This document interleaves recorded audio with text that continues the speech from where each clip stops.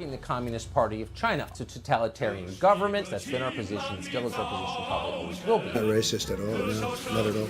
It comes from China. Kung Flu. Name me a world leader who changed places with Xi Jinping. Name me one. Name me one.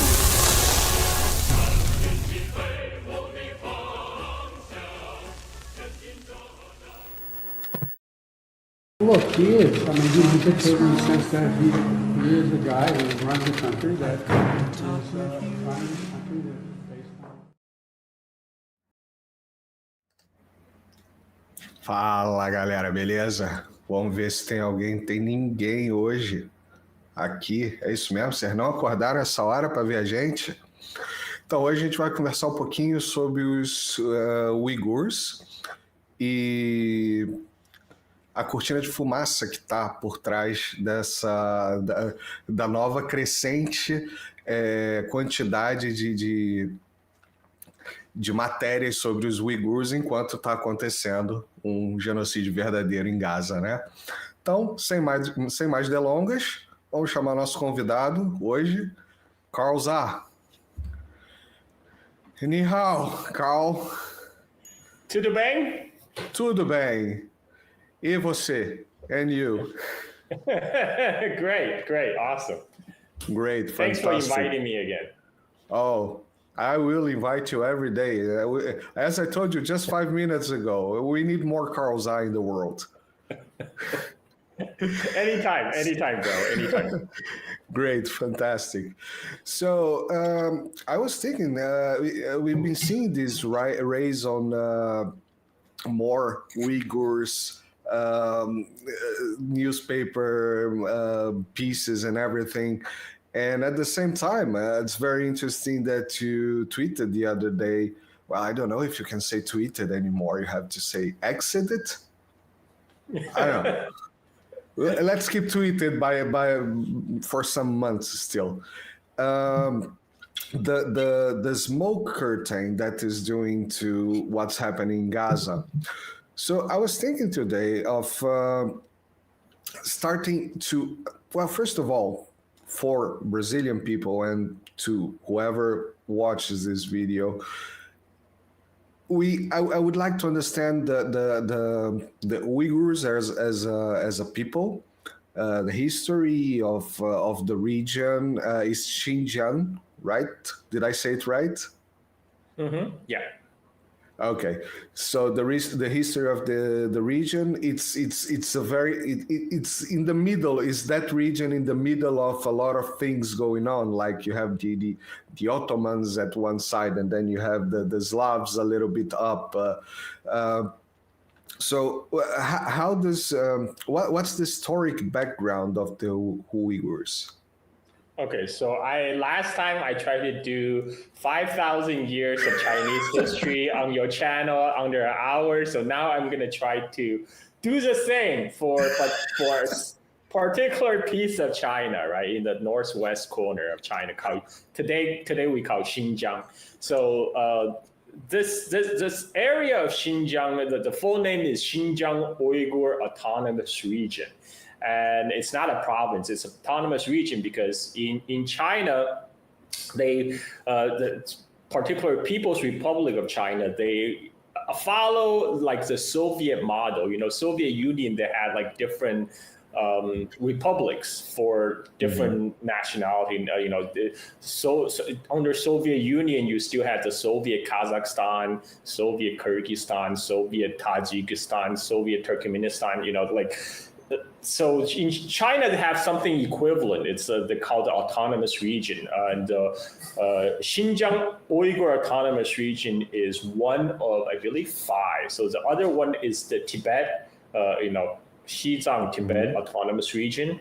You have Ningxia Hui Autonomous Region. You have Zhuang, Guangxi Zhuang Autonomous Region. So and Inner Mongolia, of course, Mongol Autonomous Region. So these are the big autonomous regions where the regional leader must be, say in case of Uyghurs, the president of Xinjiang, the governor of Xinjiang Uyghur Autonomous Region must be a Uyghur.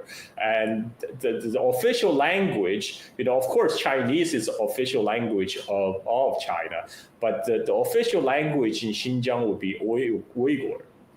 So, for example, in another example, in Inner Mongolia, where Mongol is the official language, if you want to be a if you want to join the government, if you want to join the civil service, you need to pass a language proficiency test. So you need to pass a Mongol proficiency test, language proficiency test, before you can serve as a government official in Inner Mongolia, for example.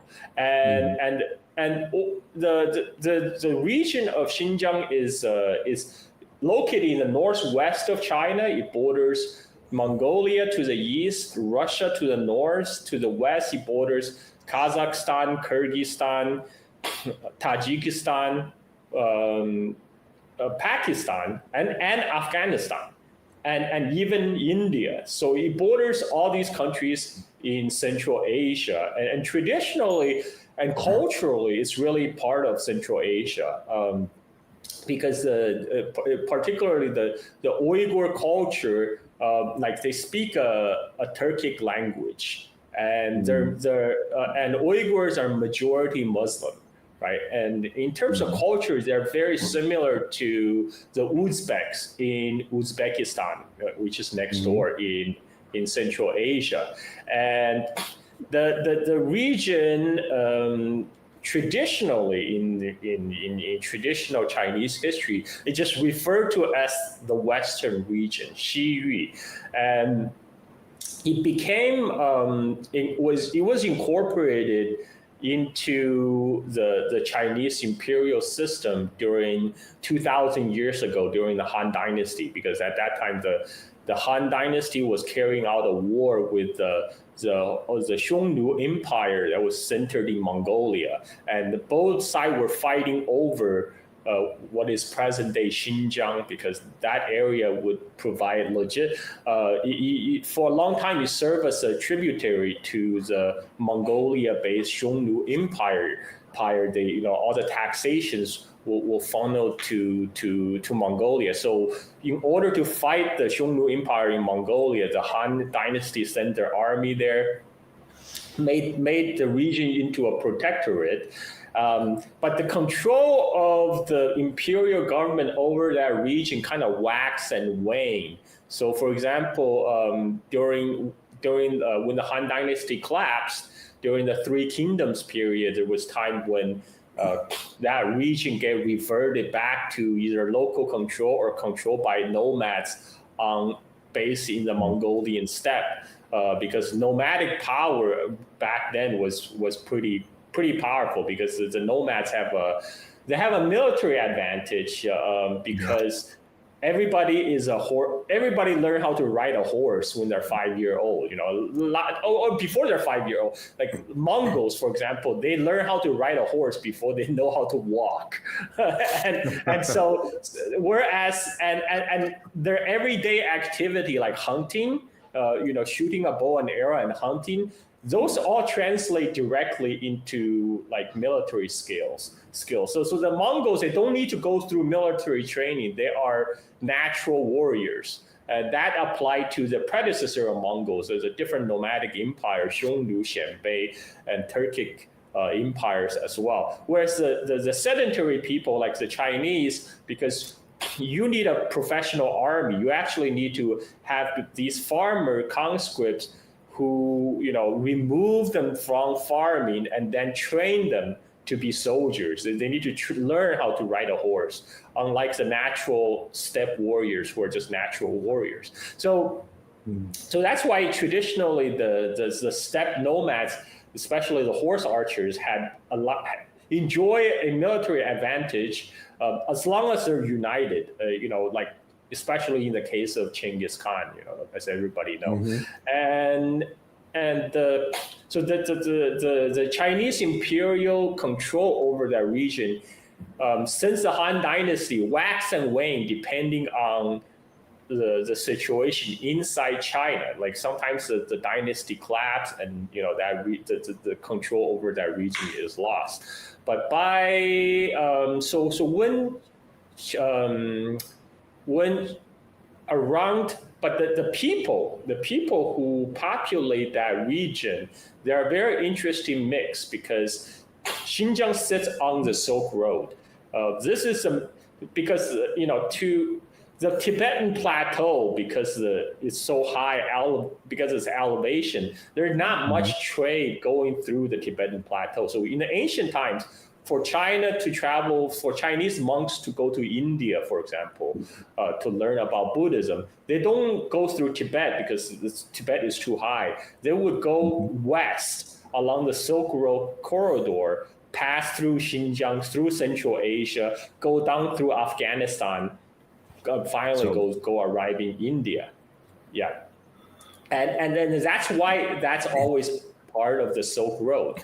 It's because for that reason. So a lot of the culture and people flow on the Silk Road. Buddhism, for example, made its way from India, Kashmir, through Afghanistan, through present-day Xinjiang, and then finally went to heartland of China. That's how the way the Buddhism flows. So that region was, for the longest time, it was, so people may have know about Tarim mummies. So like in the 1980s and 90s, because the area is also very arid. Like there's a huge desert.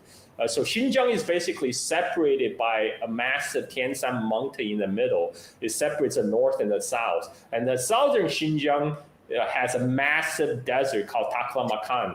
And the Taklamakan Desert is the world's second largest moving sand desert in the world. The first is Sahara. The second is Taklamakan. And along the edge of the desert, the glacial runoff from the Tianshan Mountains feed into rivers that goes all the way around the rim of the Taklamakan Desert. And it feeds into different desert oases. And this is where people settle.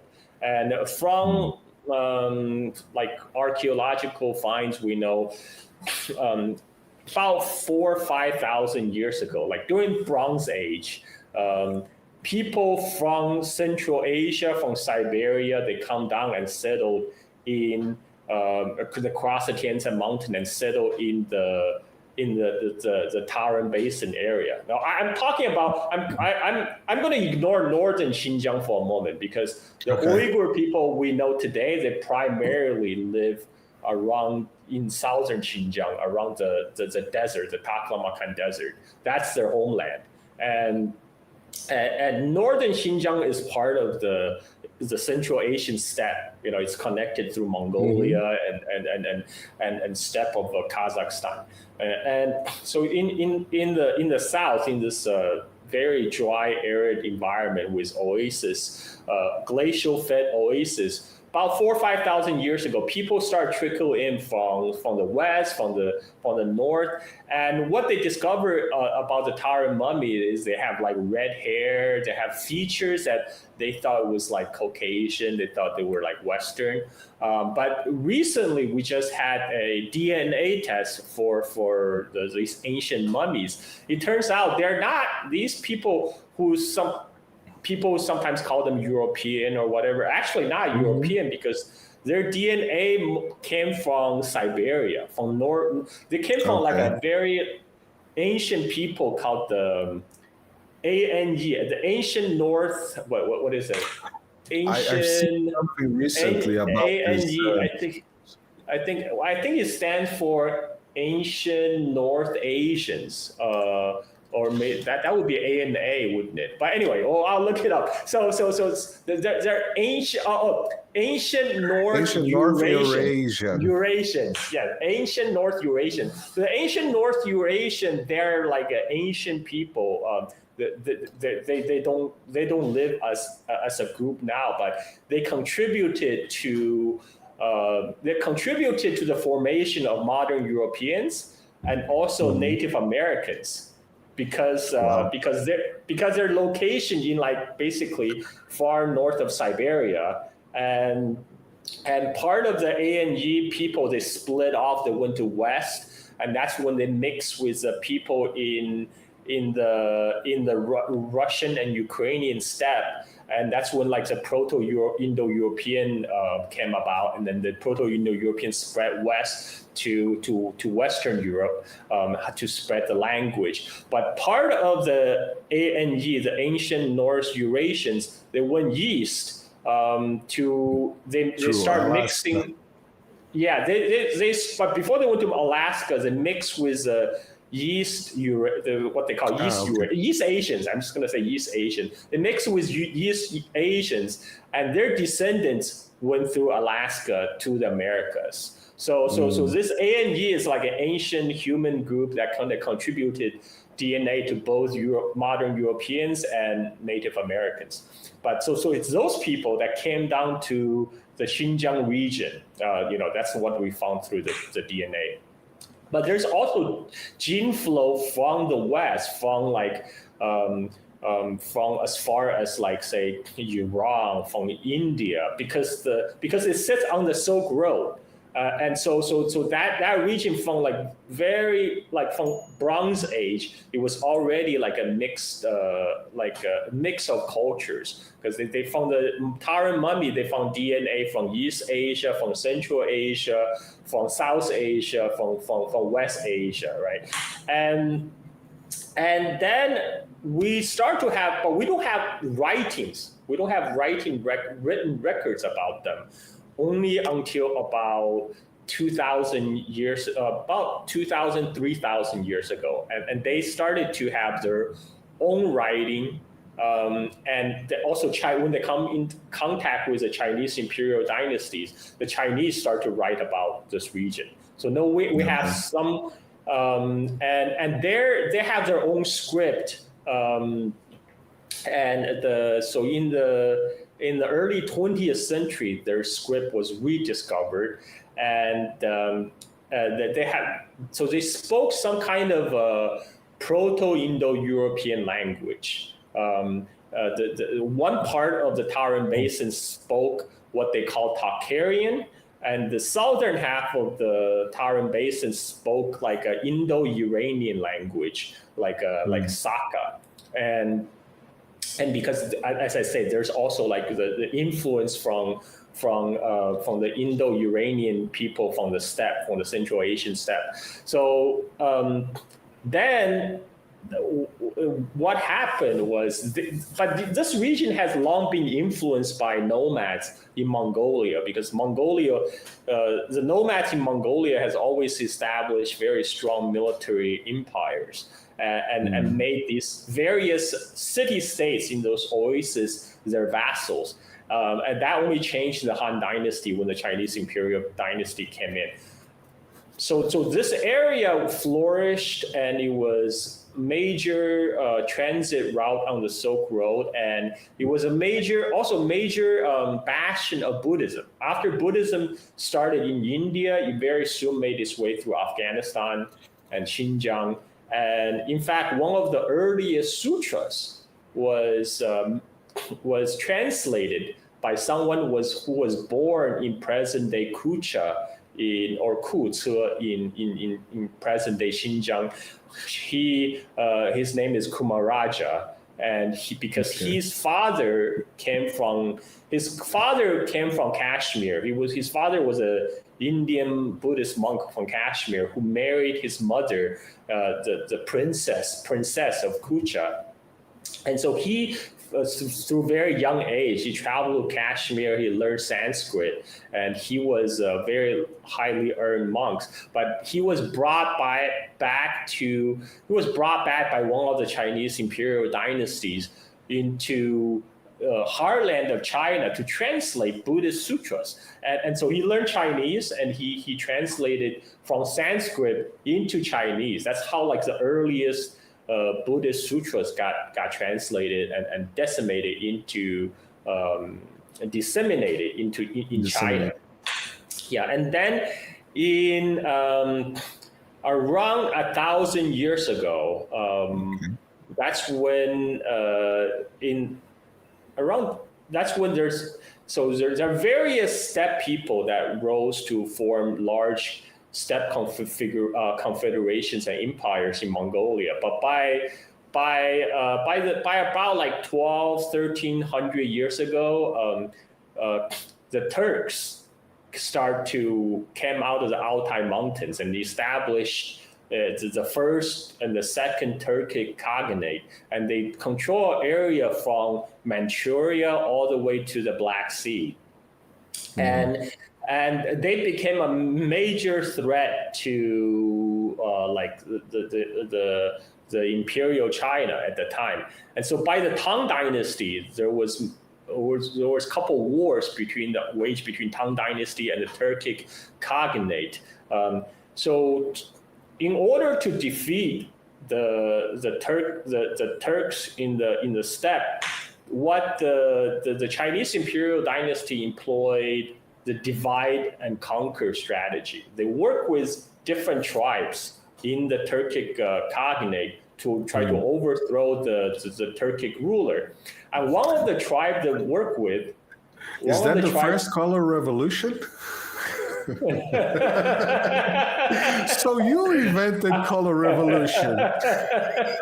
So I mean, divide and rule. That's kind of like ancient Romans used to do that. You know, Romans used to do that to play off barbarians against barbarians, and the Chinese. Initially, you know, the rise of the Turks was also empowered by one of the Chinese imperial dynasties because they wanted to play the Turks against the former ruler of the steppes, the Zhouzhan Empire. Because the Zhouzhan was very powerful, so the Chinese sponsored the Turks to overthrow their former overlords.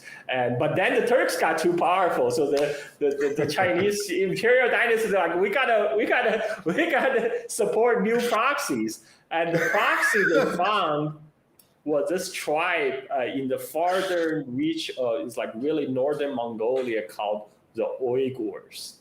The Uyghurs got the Chinese imperial support, and eventually they able to overthrow the second Turkic they overthrew the first and the second Turkic Khaganate, and then they were able to establish their own Khaganate in Mongolia called the Uyghur Khaganate.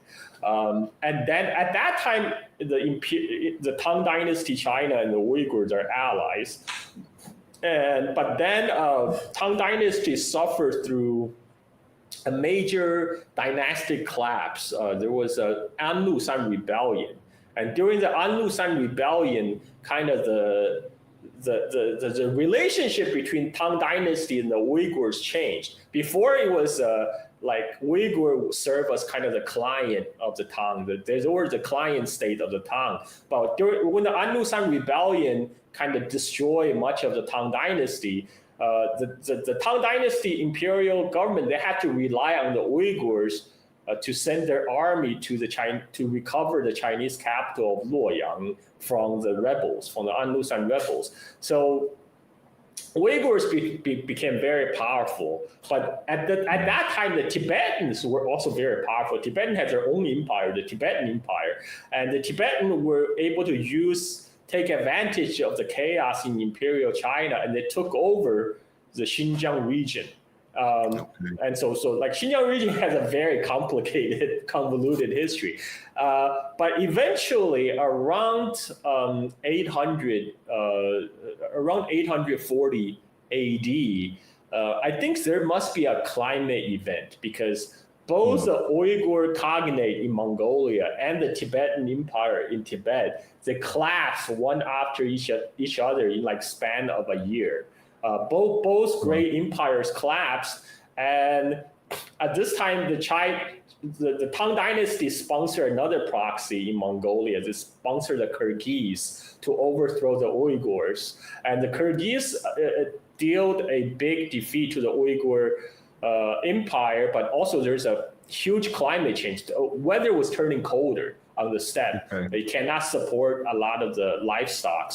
And so a lot of Uyghur leaders, they took their remaining people and they migrated into Central Asia, because the Tibetan Empire was also collapsing. So the Uyghurs, they defeated the Tibetans that was controlling the Xinjiang region, and they took it over, and they became the new overlord of the region. So before the Uyghurs came from Mongolia, the area in Xinjiang, like I said, they speak like an Indo-European language. They spoke several Indo-European languages, and they have a script called the Takharian.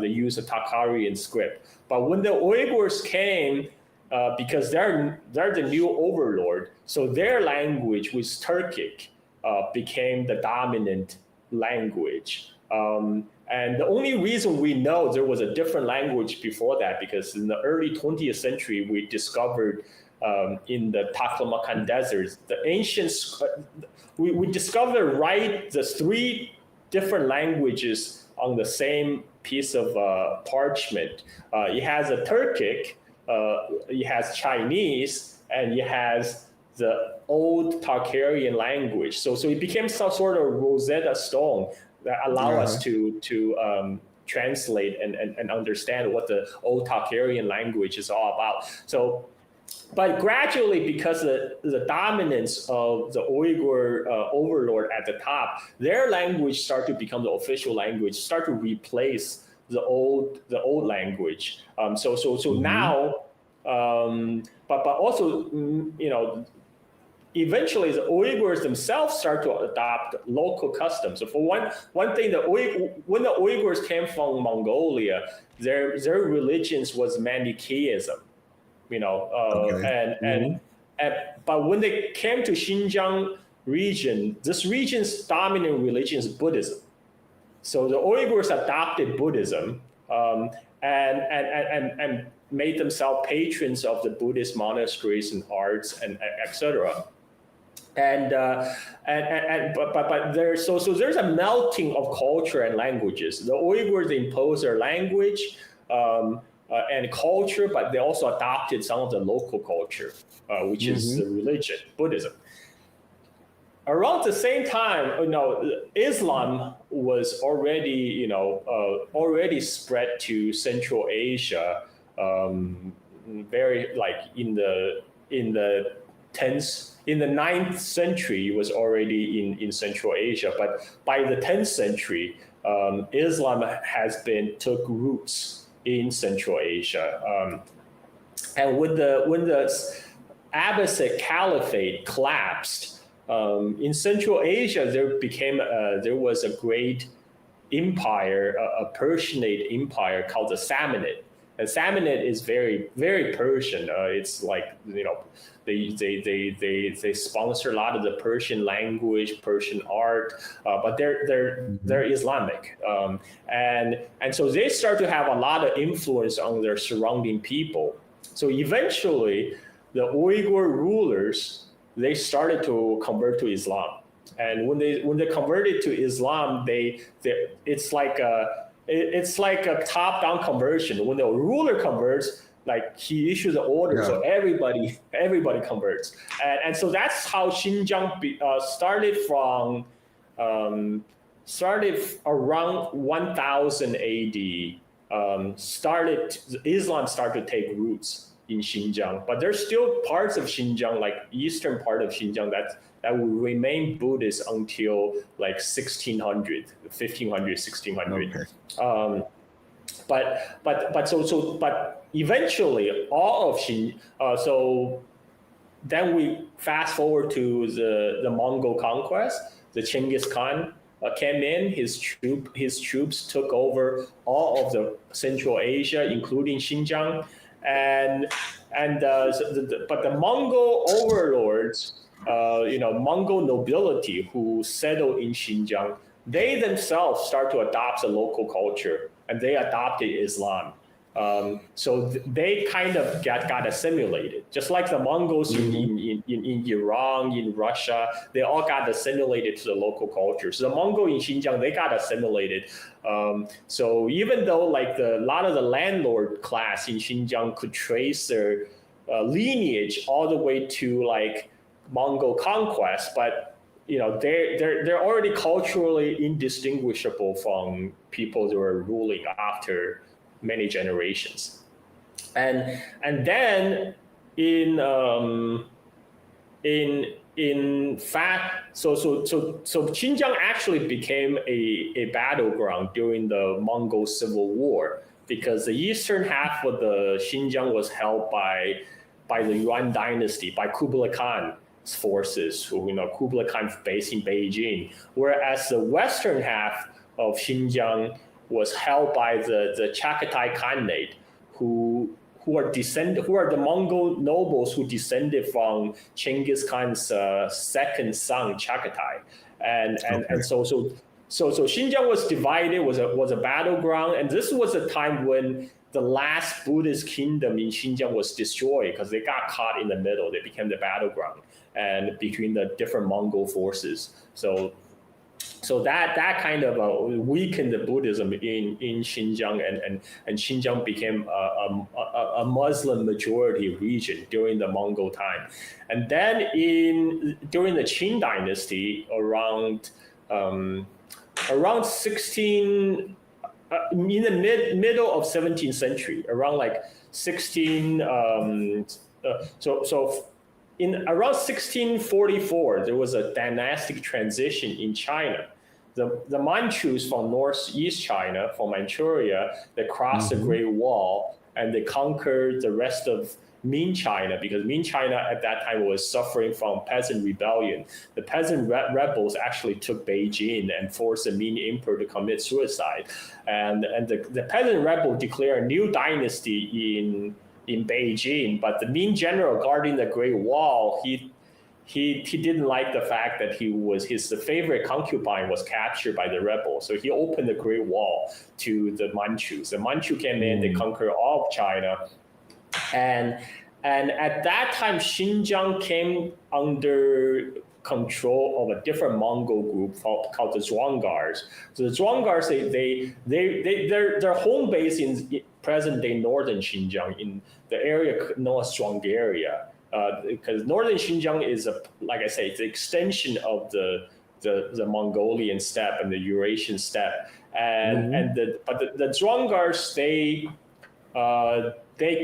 crossed the Tianshan Mountain, conquered the southern Xinjiang, made it part of their khanate. But then the Zhuangars came into conflict with the Qing dynasty, China, because the Zhuangar leader went east and he conquered outer Mongolia, drove all the outer Mongolian nobility to seek shelters in inner Mongolia, and seeking protection from the Qing emperor. So that led to the war between the Qing dynasty and the Zhuangars. Eventually, the Qing dynasty won, and the war actually took 100 years and 3 generations. But eventually, the Qing dynasty won, and they conquered the Zhuangar Khanate, and the Zhuangar Khanate included present-day Xinjiang. Zhuangar Khanate approximately mapped to the present-day Xinjiang region, and so by 1760s, that region was incorporated into the Qing dynasty rule, and this is why it gained the name Xinjiang, because Xinjiang in Chinese means new territory. So the Qing emperor giving that name to this newly acquired region called Xinjiang, and then it was ruled kind of as a separate. So the Qing Empire, they have a different rules for different area of the empire. For example, the Han Chinese were not allowed to immigrate north of the Great Wall. The Han Chinese were not allowed to go to settle in Mongolia, or in Manchuria, or in Xinjiang, because the Qing government pursue basically a segregationist policy, because they don't want ethnic conflict So they're like, okay, you guys stay in place. You stay in your place. Nobody mixing around here. No making trouble around. Yeah. So for a while, the Qing dynasty even forbid immigration to Taiwan. And even on Taiwan, because there's still a lot of indigenous tribes living in the mountains of Taiwan. So the Qing official drew a line, says, okay, all your Han farmers, you cannot cross this line east. To the east is the indigenous territory. We don't want to have to. You guys go there, cause troubles, and then cause the indigenous people to retaliate, and then we have to send in the imperial force. It's to cost too much money, too much trouble. So you guys don't cross this line. So that's kind of their segregationist policy by the Qing official during the early Qing era. So even though that area was part of the Qing Empire, but it was kind of it was governed separately. The Qing would send, they will station their army there, but they will have locals to continue to rule over the local different areas.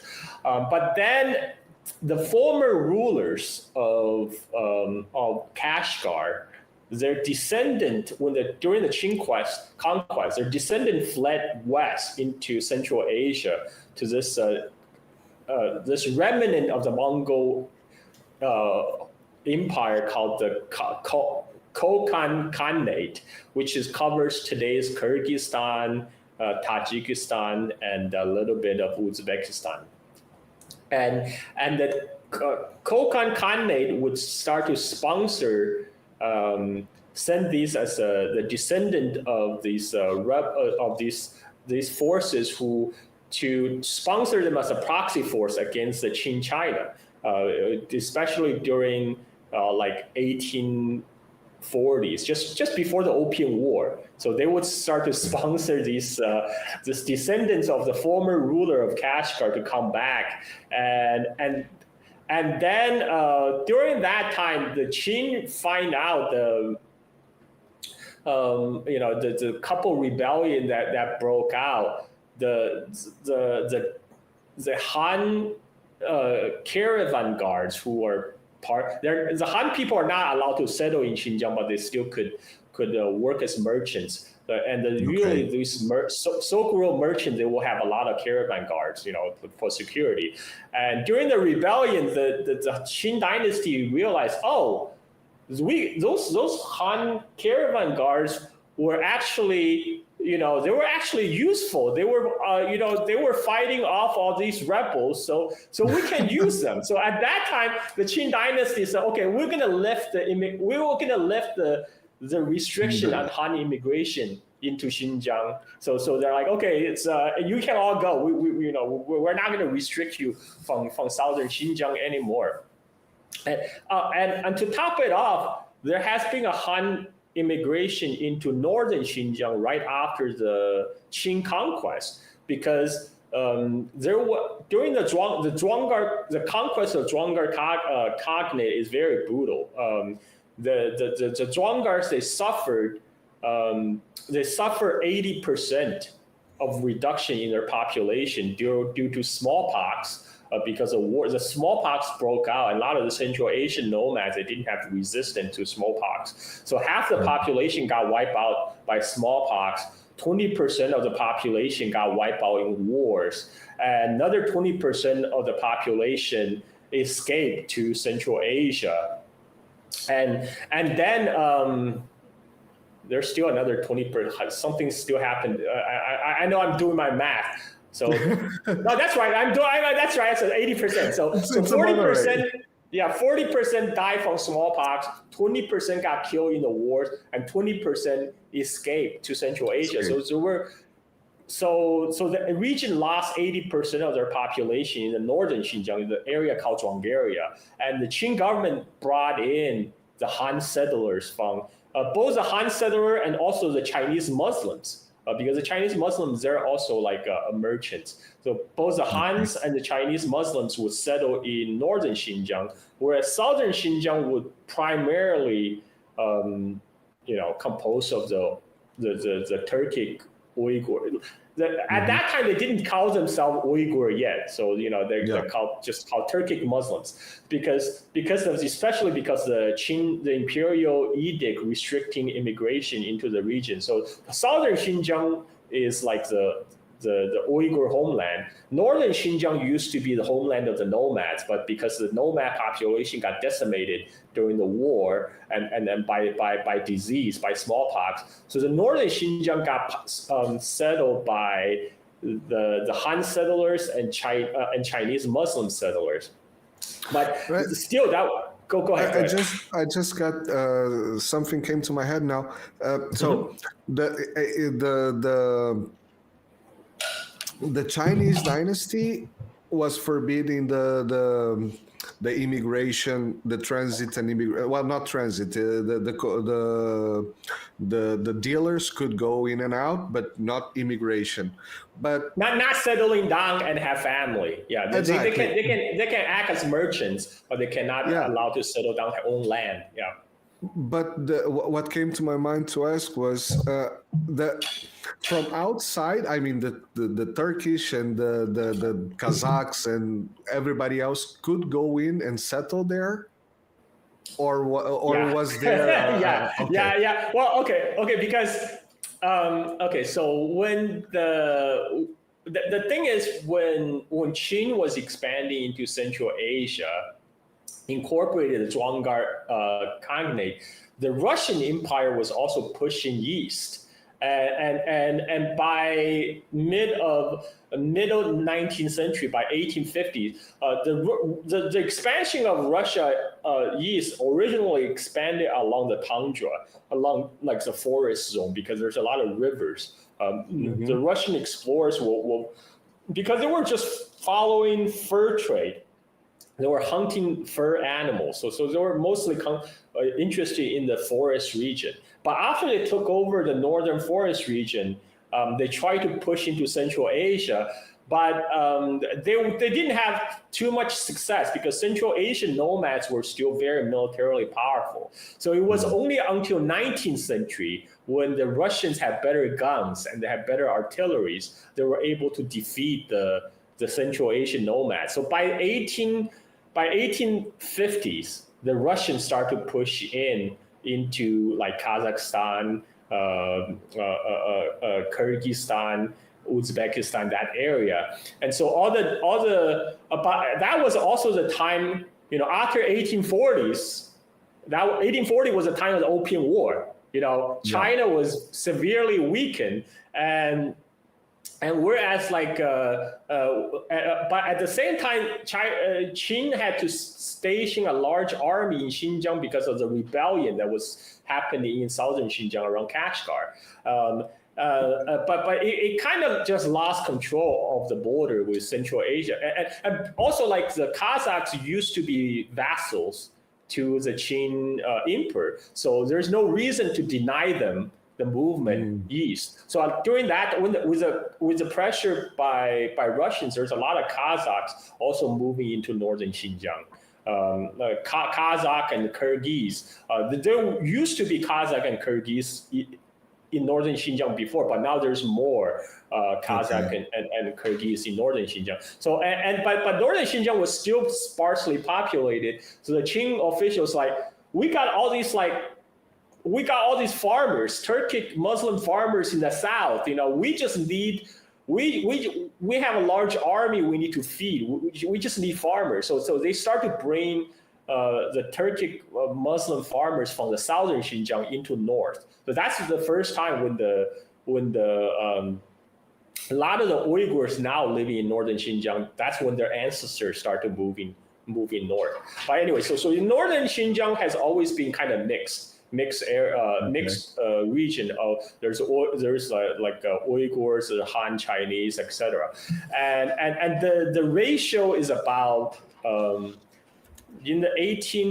by the 1860s, according to the Qing dynasty census, the demographic breakdown is about 1/3 Han Chinese and the Chinese Muslim, and 2/3 Turkic Muslim. That was a demographic breakdown of the whole entire Xinjiang region. But it was separated geographically because the Turkic Muslim mostly lived in southern Xinjiang. The Han Chinese and the Chinese Muslim and some Kazakh nomads mostly live in the northern Xinjiang. So that's the difference. But then when the Russian moved into Central Asia, they swallow up all these khanates that was remnant of the Mongol Empire. And one Central Asian adventurer, Yaqub Beg, he led the army cross into Kashgar. This was the time when in China was a Taiping Rebellion. Taiping Rebellion, the deadliest civil war in the 19th century. 20 to 30 million people died. So the Qing dynasty was trying to put out fire. And what the Qing dynasty did is they're like, okay, we are seriously lacking in manpower here against these rebels. What do? Okay, we have a genius idea. We will authorize all the local landlords to raise local militias, right? So it sounds like a good idea on paper, but then you have all these armed groups all across the country. And particularly in the northwestern part of China, there was already ethnic tension at the time between the Han Chinese and the Chinese Muslims. And now you have both sides are armed, all their villages are armed. Now you have all these militia pop up. So one thing led to another. A full ethnic war pretty soon broke out in northwestern China. That's called the Muslim rebellion in China in the 19th century. And the rebellion would spread all along the Silk Road. But Xinjiang wasn't affected at first. But the thing is, a lot of the Chinese Imperial Army in the West are staffed by Chinese Muslims. And now all the Chinese Muslims in the Imperial Army in Xinjiang, they're hearing rumors from the East that their religious brethren are being slaughtered by the Imperial Army. So they're like, well, okay, let's raise a rebellion. So they rebelled in all across Xinjiang. Many of the Qing garrison rebelled, but the thing is that demographically, the Chinese Muslim. When I say Chinese Muslim, I'm talking about Chinese-speaking Muslims. These Muslims are descendant of like Muslim traders from like centuries past.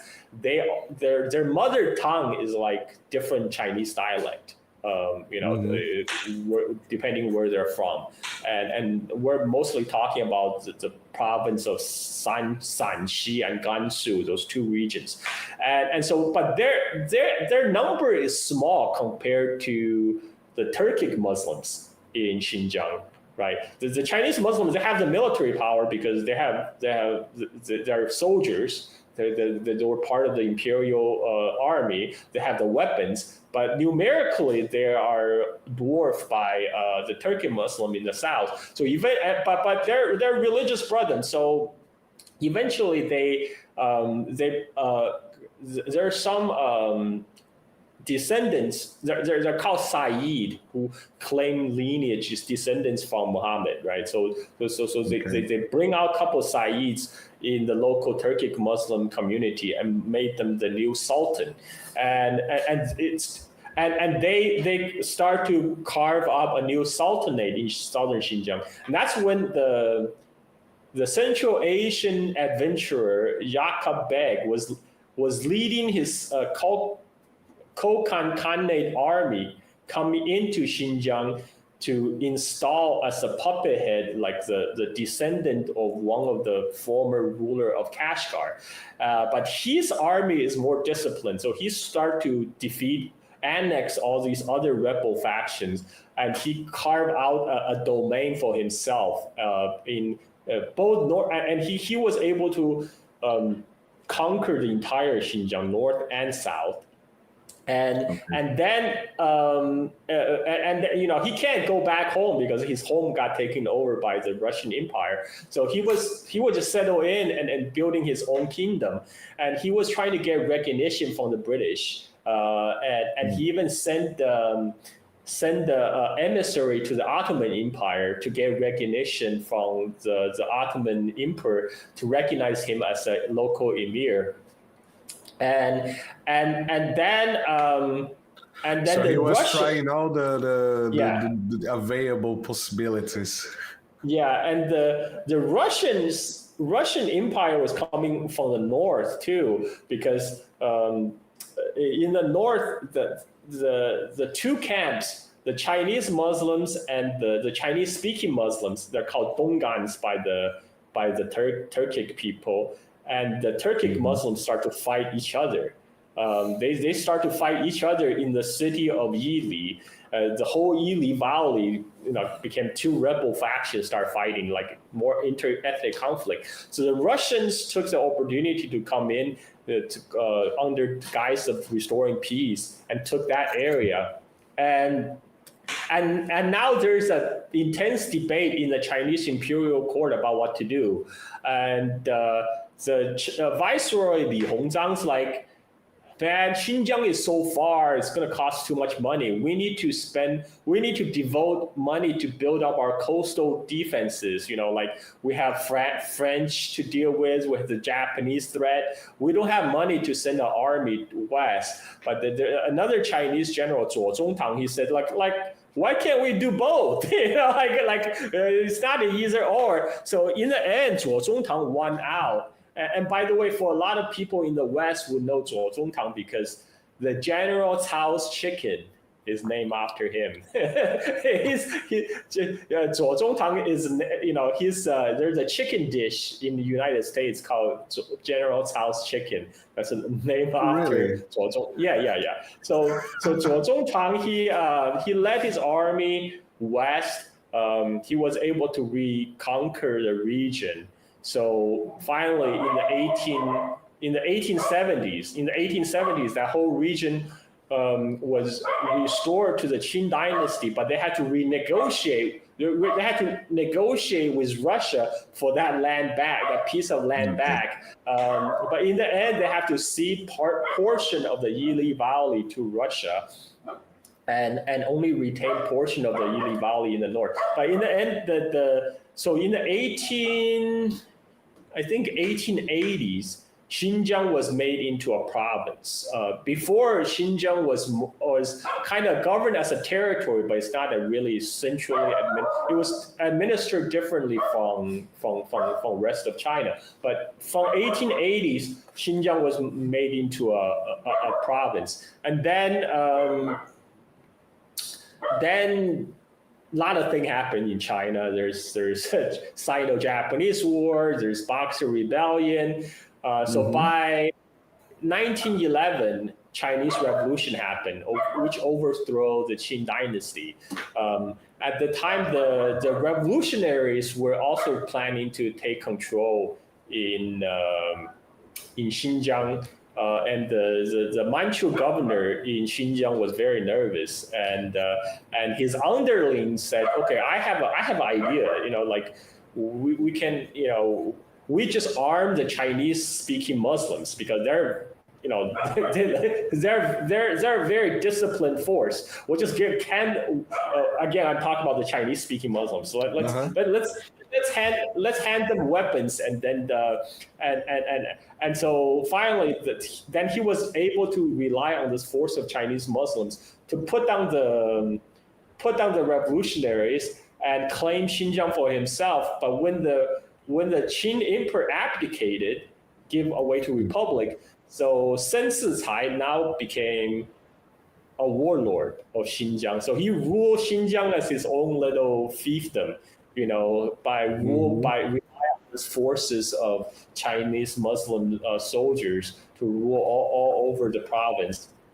And then I'm getting into really details here. If you want me to gloss over, just tell me, because Xinjiang.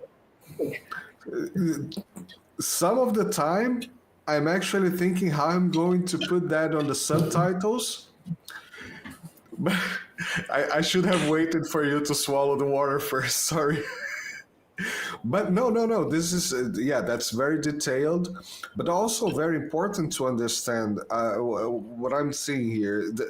Because actually it's a very complicated region, not because it's complicated because of the Uyghurs, because it's a middle of everything region.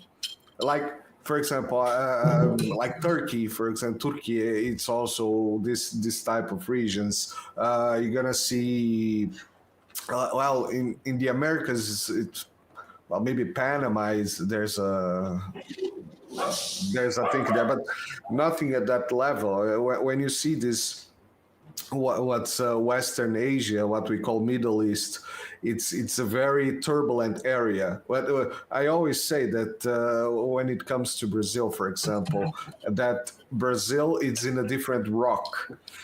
The Americas are a different rock, and we have the Asia, Africa, Eurasia, Middle East.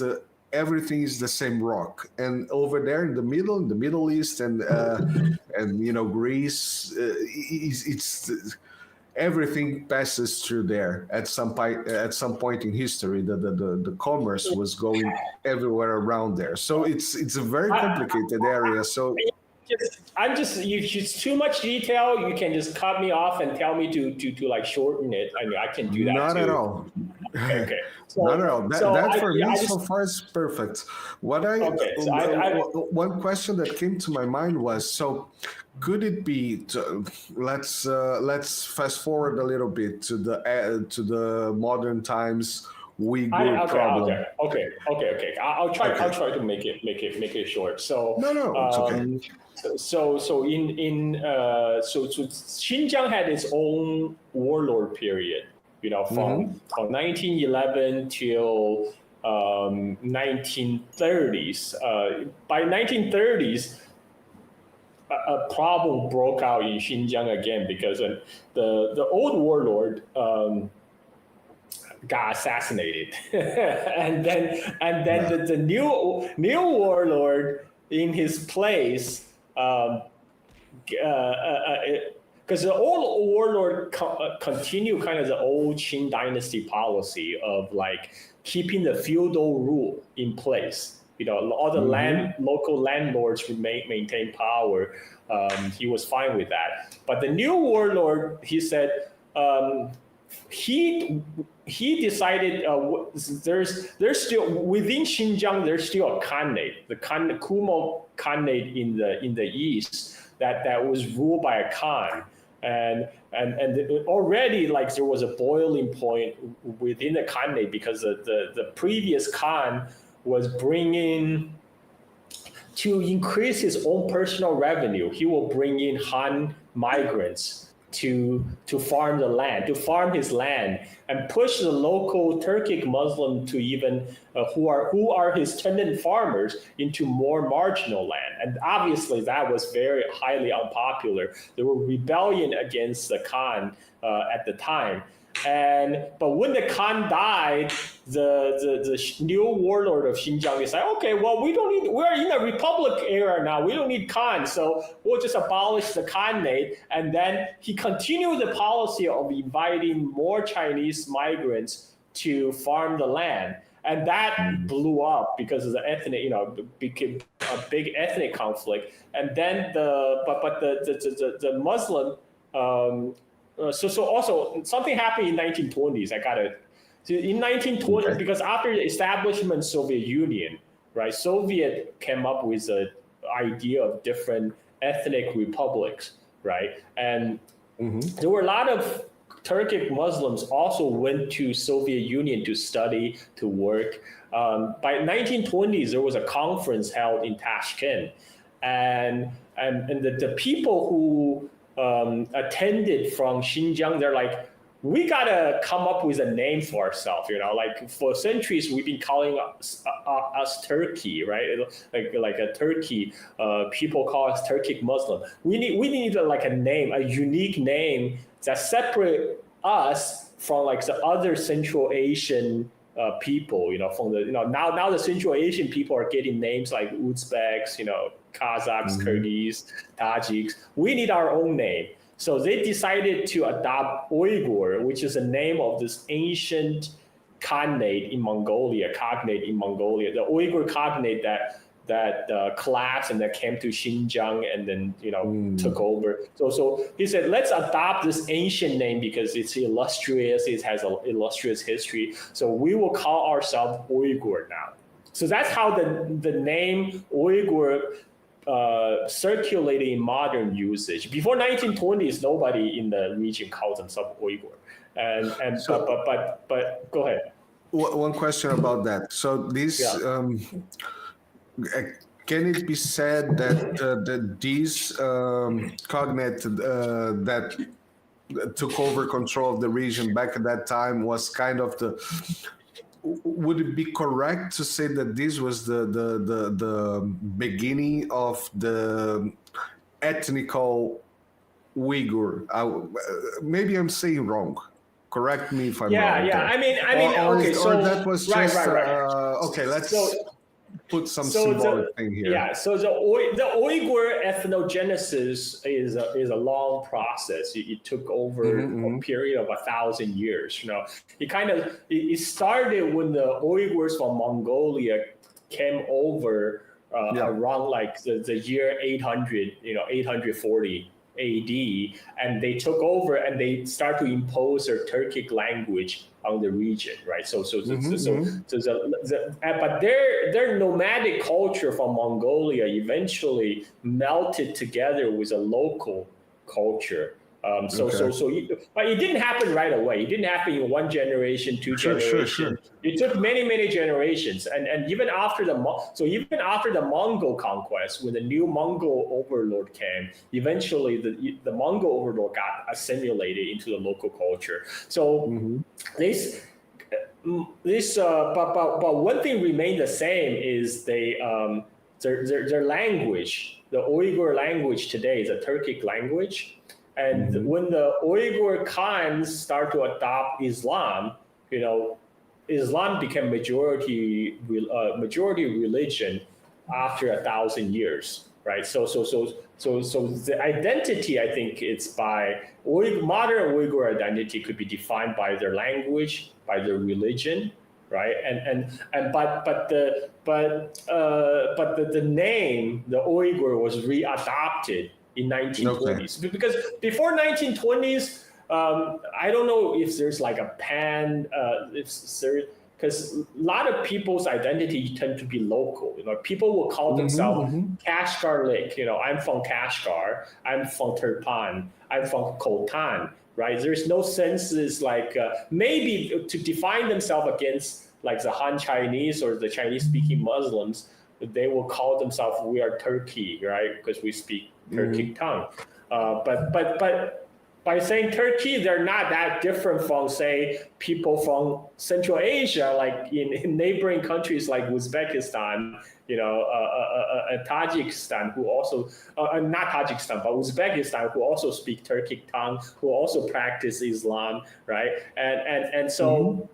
So, and also live in sedentary cities and also farmers are in oases, right? So this is why in 1920 in Tashkent, which is capital of Uzbekistan, these new revolutionaries basically saying, we need to define ourselves from these Uzbeks, right? From these Uzbeks. So we're going to call ourselves Uyghurs. We're going to call ourselves Uyghurs. And then in so I'm going to use the name Uyghurs because in 1930s, the Uyghurs in the east, in the Turpan region, they rebelled against the new warlord who wanted to abolish the old Khanate and then bring in more Han migrants. But they're militarily weak because the warlord controlled the provincial army. So they went east seeking help from the Chinese Muslim warlord.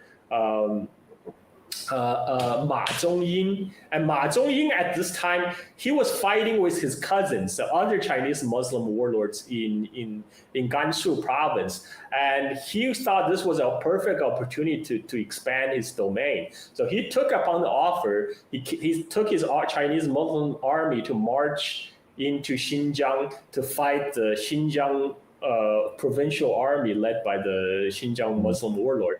So that Xinjiang became a big free-for-all civil war in the first half of 1930s, and then this was right around the time when Japan invaded Manchuria in 1931 through the Mukden incident. So a lot of the Chinese forces that were trapped into Manchuria, only way they can get out is that they escape through Soviet Union by hopping on the Trans-Siberian Railway. And they were returning back from China through Soviet Union, through Soviet Central Asia, and to Xinjiang. So the provincial army at the time, they were getting their ass kicked by the Chinese Muslim warlord army from the east, and they're like, "Oh, we got fresh reinforcement by all these Chinese armies coming from Manchuria." But one of the warlords. Commander had a better idea because he himself was from Manchuria.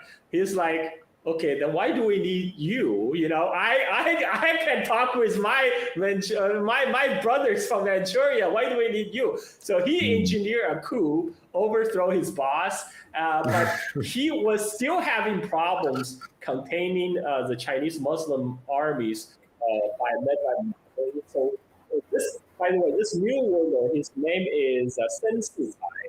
And Sen Sicai, then he made the decision, you know what? I'm going to go to Soviet Union. I'm going to go to Soviet Union, get their support. And because Ma Zhongying he's kind of anti-communist, right? He's very anti-communist. It's like, look, you gotta put a lid on this guy. This guy is very anti-communist. You know, he wanted to create a huge Central Asian, Islamic country, under his control. This is going to threaten Soviet Central Asia. So Soviet Union, the Red Army crossed the border. They crushed, sent their air force. They crushed the Chinese Muslim army, forced them to escape to southern Xinjiang, to Kashgar, and around this, in all this chaos, the original Uyghur rebels from Turpan, they also escaped to Kashgar. In the beginning, they were kind of allies with the Chinese Muslims, but by this point in 1933, they decided to go on their own. They declared the East Turkestan Islamic Republic. So this is the first East Turkestan Islamic Republic that was declared. It was declared by a bunch of clerics because they were concerned about the communists coming in, but they also had a fallout with the Chinese Muslims. They're like, these guys are too Chinese. they might be like, they might be Muslim, but they're like a little too Chinese. And so they had a fallout with the Chinese Muslims, and so they decided to create their own East Turkestan Islamic Republic. But that only lasted less than few months because the Chinese warlord in the southern Xinjiang wasn't happy about that. Wasn't happy about their previous ally turning on them. So he went to he led his army into Kashgar, crushed this East Turkestan Islamic Republic government, and he took over Kashgar for himself. And again, Soviet Union would come in with their airplanes and their cavalry and dealt them a defeat. So finally, this Chinese Muslim general Ma Zhongying, he agreed to go to Soviet Union. He headed to Soviet Union, but then he was never heard of again. We don't know what happened to him. And so by that time, by late 1930s, by 1935, basically, the entire Xinjiang was consolidated under the new warlord Cai's rule with backing of Soviet Union. So at that time, he even applied to join the Soviet Communist Party, right? And he even at one and this is why during the Chinese Red Army's Long March, they sent 20,000 Red Army east trying to open up the Silk Road corridor to Xinjiang in order to get the Soviet support. But no, that army was crushed by the Chinese Muslim warlord armies. And then the Xinjiang will remain under Sen Cai's rule for up till World War II.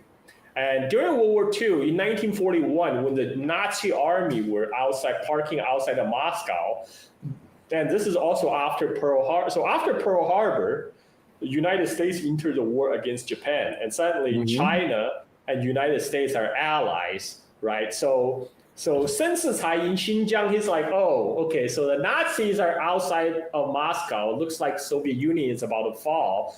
And now Chiang Kai-shek's KMT government is now allied with United States. Looks like Chiang Kai-shek is a strong power now. So at that time, in 1941, Sen Cai did an about face. He decided to purge all the communists in the province. At that time, Mao's younger brother was serving as his finance minister because the Chinese Communist Party sent a lot of cadres into Xinjiang to work because at that time, Xinjiang was friendly to communists. So Mao's younger brother was serving as finance minister of Xinjiang. So Sen Cai had Mao's younger brother arrested and executed, to show him like I'm making a break with the communists. And he arrested and executed many communists, and he kicked the Soviet representative out. Sorry. No, it's okay. And It's time to wake up. He invited a representative from Chiang Kai-shek's government, say, okay, I am loyal. I have nothing to do with this communist. I am a loyal subject of the Republic of China. And he thought he was making the right decision. Move. So, but when the Soviets when they pushed the Nazis from Moscow, when they won the Battle of Stalingrad, now they look back. It's like, okay, you stab us in the back, and now it's payback time. So in 1944, the Soviet they sponsored. Soviet also trained a lot of Uyghur communists, Uyghur and Kazakh communists. So they sent them back. And they flooded them with weapons, and that's when and some of the Soviet Red Army soldiers, they basically took off the Soviet uniform and crossed the border because they're all like. They're all ethnic brethren, right? So they took off the Soviet uniform, but they still have this weapons. They just took off the uniform and they crossed the border. So that's when this is called in Chinese history, they're called the Three District Revolution. So the three northern district of Xinjiang that was dominated by the Kazakh and the Uyghurs. They declared to break away. They announced they're going to march onto the provincial government to overthrow the warlord Sen Cai. And Sen Cai's like, oh crap! And his army was falling apart because he's no match for the Soviet Red Army. So he asked Chiang Kai-shek for help. So then Chiang Kai-shek sending the KMT army in. And then and at that time, Chiang Kai-shek's like, why do I need you? Why do I need you as I don't need you as my middleman. I have my own army in Xinjiang now. So now Xinjiang became a standoff like with the KMT control most of the 2/3 of Xinjiang and 1/3 of northern district would control under that was established. It was called the Second East Turkestan Republic. The second, because the first one was an Islamic republic. Yeah. So this is the second one. Start from 1944. The second East Turkestan Republic that was established in the 3 northern districts of Xinjiang, and then there was a stalemate between the 2 armies just before the East Turkestan army could reach the capital Urumqi.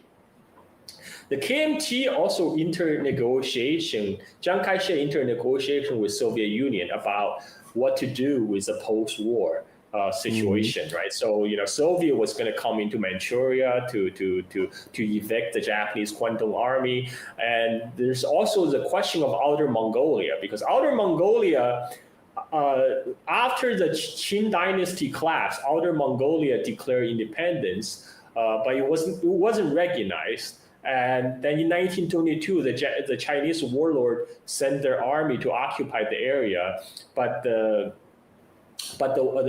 during the Russian Civil War, the White Baron, I forgot his name now. He came in with the Russian White Army and took over the Mongolia, but the Soviet Red Army came in to chase after him. So Mongolia was de facto independent, but it was not officially independent because nobody recognized Mongolia. So Stalin wanted Chiang Kai-shek to officially recognize Outer Mongolia independence. And after the negotiation, it was decided Soviet Union said they will respect the territorial integrity of China, but China must recognize independence of Outer Mongolia. But in return, Soviet Union will recognize Chinese territorial integrity in Manchuria and in Xinjiang. So that's when, and also something happened internally in the East Turkestan Republic, because there were 2 forces in the East Turkestan Republic. One force is the communists, the Uyghur and Kazakh communists. The other side is the Islamists. So the 2 forces didn't get along because the Islamists didn't like the communists and vice versa. So then it almost broke out in a civil war, and the Islamists, they went over to the KMT. They're like, okay, KMT is better than the communists. So the Islamist forces, they split and they joined the KMT forces in Urumqi. And then in 1945, 46, 2 sides start to negotiate about future of Xinjiang. And because the Soviet-Chinese negotiation, the government of East Turkestan Republic agreed to get rid of East Turkestan Republic name. They would just call themselves the revolutionary government of the 3 districts, and they agree in principle to form a coalition government with a provincial government dominated by KMT and the Islamists. But then Chinese Civil War happened. The terrain for a reunification, but slowly. But in effect, I mean, the 2 areas were governed separately, right? So, I mean, they're just, but at least in name, they agreed they're all part of China and stuff like that. So, but Chinese Civil War broke out, and it wrapped up very quickly. So at that time, the Uyghur and Kazakh communists in the northern district, they met with the Chinese communist representative. It's like, okay, well, let's work together. We're all communists. Let's just join forces. And so then when the communists start to achieve rapid victory in the rest of China, there were still 100,000 KMT in Xinjiang. And at that time, the Uyghur and Kazakh communist forces in northern Xinjiang declared themselves part of the PLA. They were actually became the 5th army of the People's Liberation Army, and then the KMT army surrendered, and so the entirety of Xinjiang, it was come under People's Republic of China. So this is when I spent a lot of time to cover this in great detail, but this is because in the Western media, they're coming out with this very revisionist narrative saying that somehow China came in 1949 to crush the formerly independent East Turkestan Republic in Xinjiang, which is completely false, right? Because the formerly East Turkestan Republic people, that was a communist government, and they joined forces with the Chinese communists against the KMT forces, and the KMT just surrendered. And then all the Xinjiang was integrated into that's how Xinjiang became Xinjiang Uyghur Autonomous Region, because one of the Uyghur communists, Sipidin, he was actually invited to appear on the Tiananmen during the declaration of the People's Republic. If people watch the video, just behind the Mao, you have a Central Asian guy wearing fedora hats, and that is an Uyghur communist leader, Sipidin. And he was, so he said, okay, well we at the time, they decided to create Xinjiang Autonomous Region. But he said, well, what is autonomous? Like, you gotta put Uyghur in the name, it's not the mountains or the rivers autonomous, it's the people are autonomous. So Xinjiang became Xinjiang Uyghur Autonomous Region in the 1950s. So that's the story. I mean, you covered around, again, about 2,000 years of history of the region, and the Western media could exploit so many things there. And they create a lie. My question before that I had in mind was the following: if the nowadays, the modern, let's say, I wouldn't say problem, but the modern approach that the West have on the region to create the mindset for a color revolution could have historic backgrounds by, I mean, the Islamics being persecuted by this or that, or something like that. I mean, the exploitation of the historic background. Yeah. So the first CIA officer killed in where he was killed? Where is the first? Because in Xinjiang, in China. He was, actually, he was killed in Tibet, but he was posted in Xinjiang because before CIA were known as CIA, was known as OSS, right? So CIA changed its name from OSS to CIA after World War II. And at that time, the CIA sent their man to Xinjiang to monitor communist activity, and to monitor the Soviet nuclear test in neighboring Kazakhstan. But the communist victory came so fast, he had to get away. So he escaped with a group of Kazakhs who previously joined forces with KMT to try to get out of China. So, and these Kazakhs, they took the route that will take them through Tibet to go to India, to go through Kashmir and to go to India.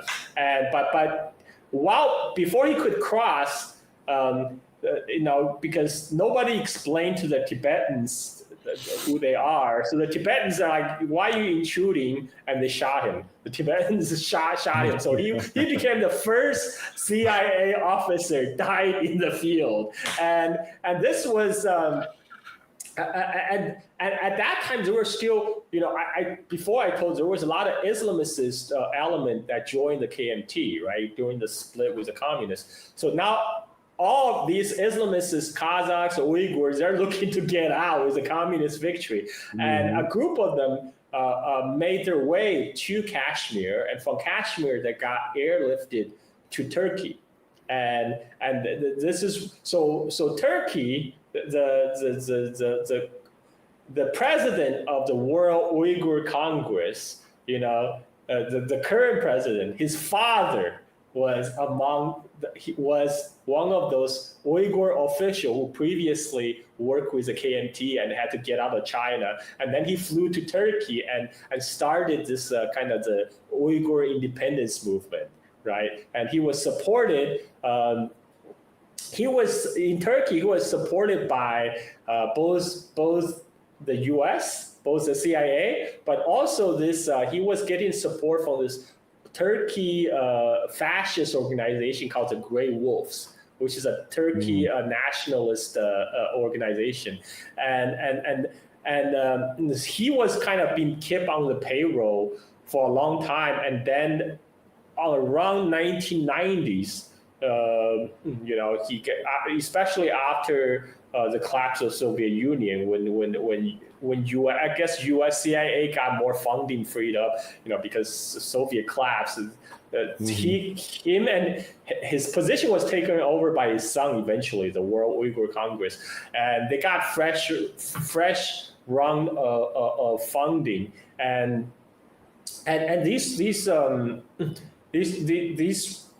a lot of materials about the so-called all the atrocity propaganda in Xinjiang, you can be traced through the World Uyghur Congress or the material that provided to people like Adrian Zenz, who work for the victim of communism. By the way, Adrian Zenz is one of the primary source for the so-called Xinjiang genocide story, right? And he's this evangelical Christian who believed in rapture, and he actually wrote a book on rapture before he switched to the Xinjiang. So for people who don't know, the rapture is the idea that Jesus is going to come and before you have to stuff. Before you have to get all the Jews around the world back to Israel, and then according to their and then they will be destroyed, and when they're destroyed, it will be the second coming of Jesus, and go rapture all the true believers up to the heaven. But anyway, you have to completely destroy the planet. Then you have to completely destroy the planets again. Then we have Jesus. Okay. Sounds about a good idea. So anyway, so Adrian Zenz, he was one of the first to come out with the Xinjiang genocide story, and his research, again, his primary source of evidence was provided by this Uyghur diaspora group in Turkey, right? I mean, and that's his primary source is from this Uyghur diaspora group in Turkey, and which is the same group that was funneling Uyghur jihadists to Syria, by the way. and it's funny how this all connect to America's geopolitical maneuvering. But it's amazing how everything is connected to American geopolitical. Well, to a point on to American, then before to European geopolitical maneuver. That was a point that I was thinking about, that you say about the Uyghurs being funneled to Syria. But I want to make an intermission first. What do you say? Yeah, sounds good. My throat is dry. I need to drink more water. I'll open up the intermission. 2-3 minutes, we come back. Yeah.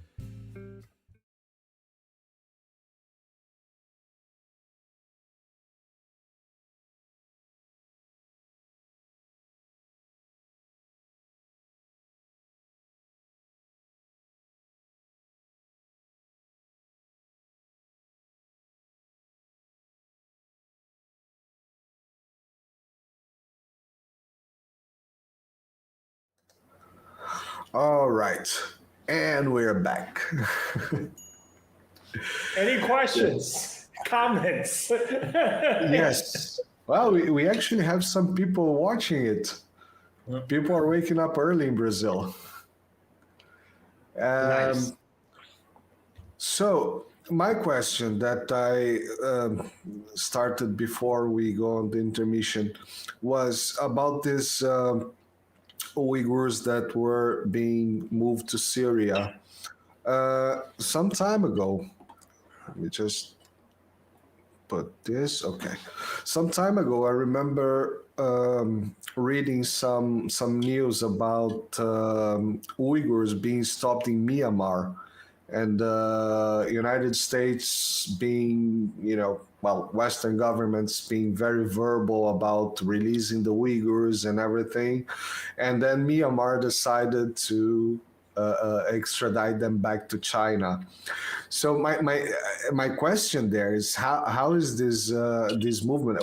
Is this related to Syria as well, or it's already something new? Okay, it's also there. I'll try to be brief. Okay, so take your time. So first of all, just cover the basics. Demographically, today, Xinjiang has about 20 million people. More than 12 million are Uyghurs.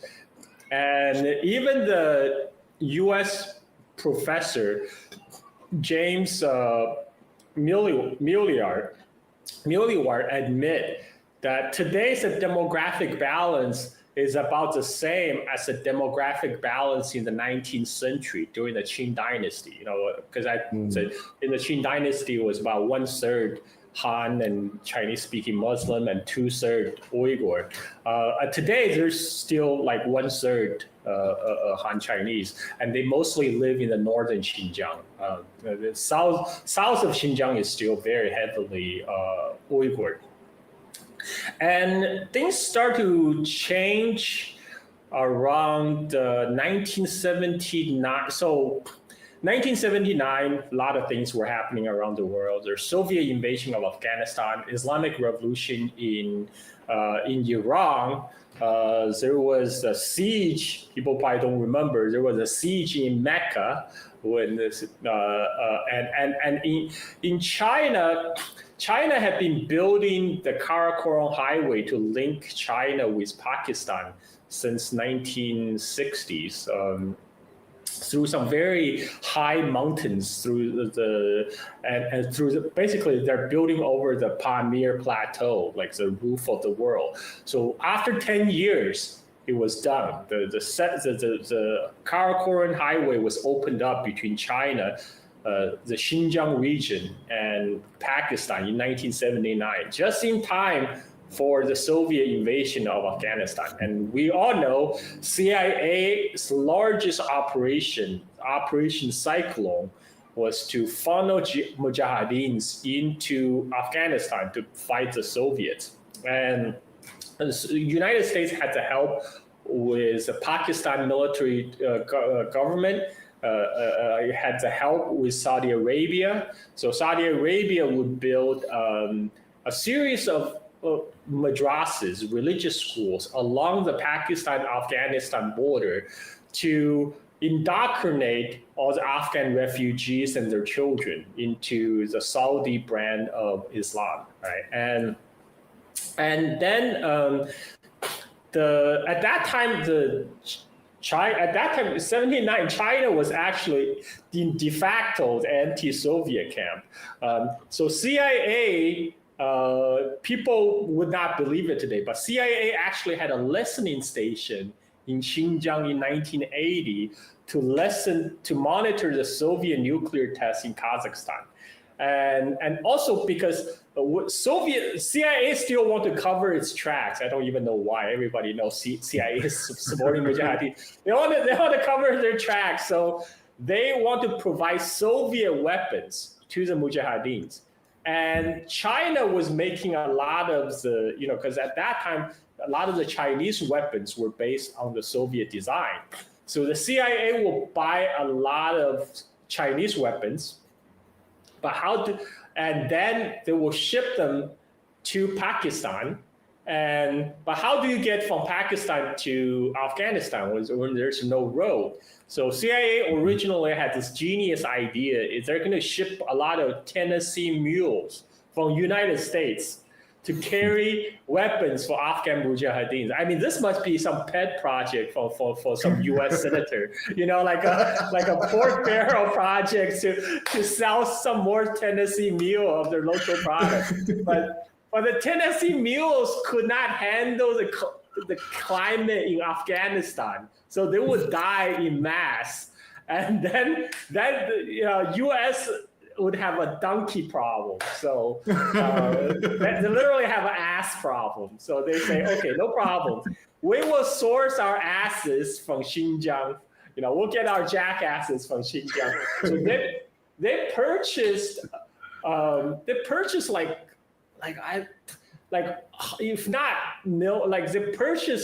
tons of Xinjiang donkeys. I forgot the figure. It must be in the hundreds of thousands to supply Mujahideens to act as the mule train to supply weapons to Afghan Mujahideens. But everything was flowing on the Karakoram Highway from Xinjiang to Pakistan, not just CIA weapons, but also different goods. Because China just opened up in late 70s, open reform era. So goods are flowing, but also people. So a lot of the young Uyghurs are going out of China for the first time. And many of them went to Pakistan to work or to study. Some of them drifted to these Saudi-financed built religious schools, madrasas, where some of them get radicalized. And some of these radicalized Uyghurs ended up in Afghanistan, fighting with Mujahideens against the Soviet Red Army. Then the Soviet withdrew in 1989, and then in 1990, it became, in Afghanistan, it became a free-for-all between the Mujahideens and hold on 1 minute. Let me see why they want me for something. I'll be right back. Okay.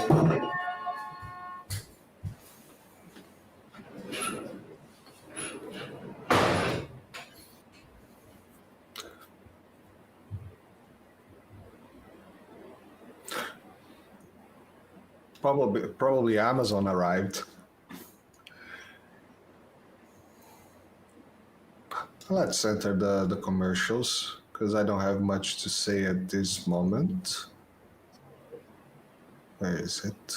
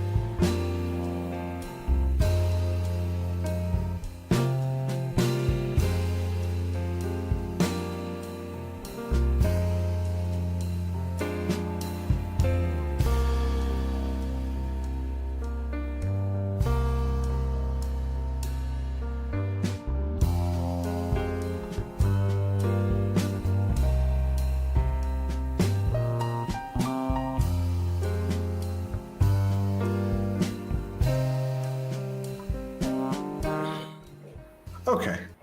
Okay. So where are we? We're talking about the Xinjiang asses used to ship weapons to Afghan Mujahideen. So by 1990s, the Afghanistan descended into civil war between the Afghan government and various factions of warlords. Now, some of these Uyghur fighters, they start to filter back into Xinjiang. So I came to United States in late 1990, but in early part of 1990, there was a Baran County incident in Xinjiang where some of these ex-Mujahideens came back to Xinjiang, and they're trying to stash weapons, they're smuggling weapons and trying to take over the local police station, the government office. And this was a big deal. This is like nothing like this has happened in Xinjiang or China before. But there will be more and more of these type of incidents throughout 1990s. And then there was like bus bombings in the capital Urumqi. And by 2000, we got really bad is after 2000s. And then in 2009, this was a watershed moment, the Urumqi riot. So before 2009, all the Western social media companies were in China. It was not blocked. Before in China, you could access YouTube, you could access Facebook, Twitter, whatever, right? Yeah. Everything is freely accessible. So this was capitalized by U.S. of course. You know, this is by the fact that most of the social media platforms were American. So a lot of the American intelligence services were also utilizing that fact to carry out color revolutions around the world, China and Iran. There was a particular incident originally started as a labor dispute. So there were a series of terrorist incidents in Xinjiang from 1990s to 2000. So the Chinese government response was, okay, so they think we need to provide better jobs for the Uyghur youth because they feel like the bed of terrorism is poverty. So they felt they need to eliminate poverty. And one reason is also because because it's kind of very Marxist way of looking at things, right? Everything has a foundation in the economics. So they say, okay, if we just provide jobs for everybody, it'll be fine. But Xinjiang at that time was not as developed economically as the coastal China. Everybody in inland China was going to coastal cities to work in those export-oriented factories, right? Making toys, phones, etc. So, but not many young Uyghur men and women were leaving Xinjiang because for the cultural difference, linguistic difference. The fact that Xinjiang was Uyghur autonomous region, what it means is you could be educated just in Uyghur from kindergarten, elementary school, high school, and university, and you don't have to speak a word of Mandarin.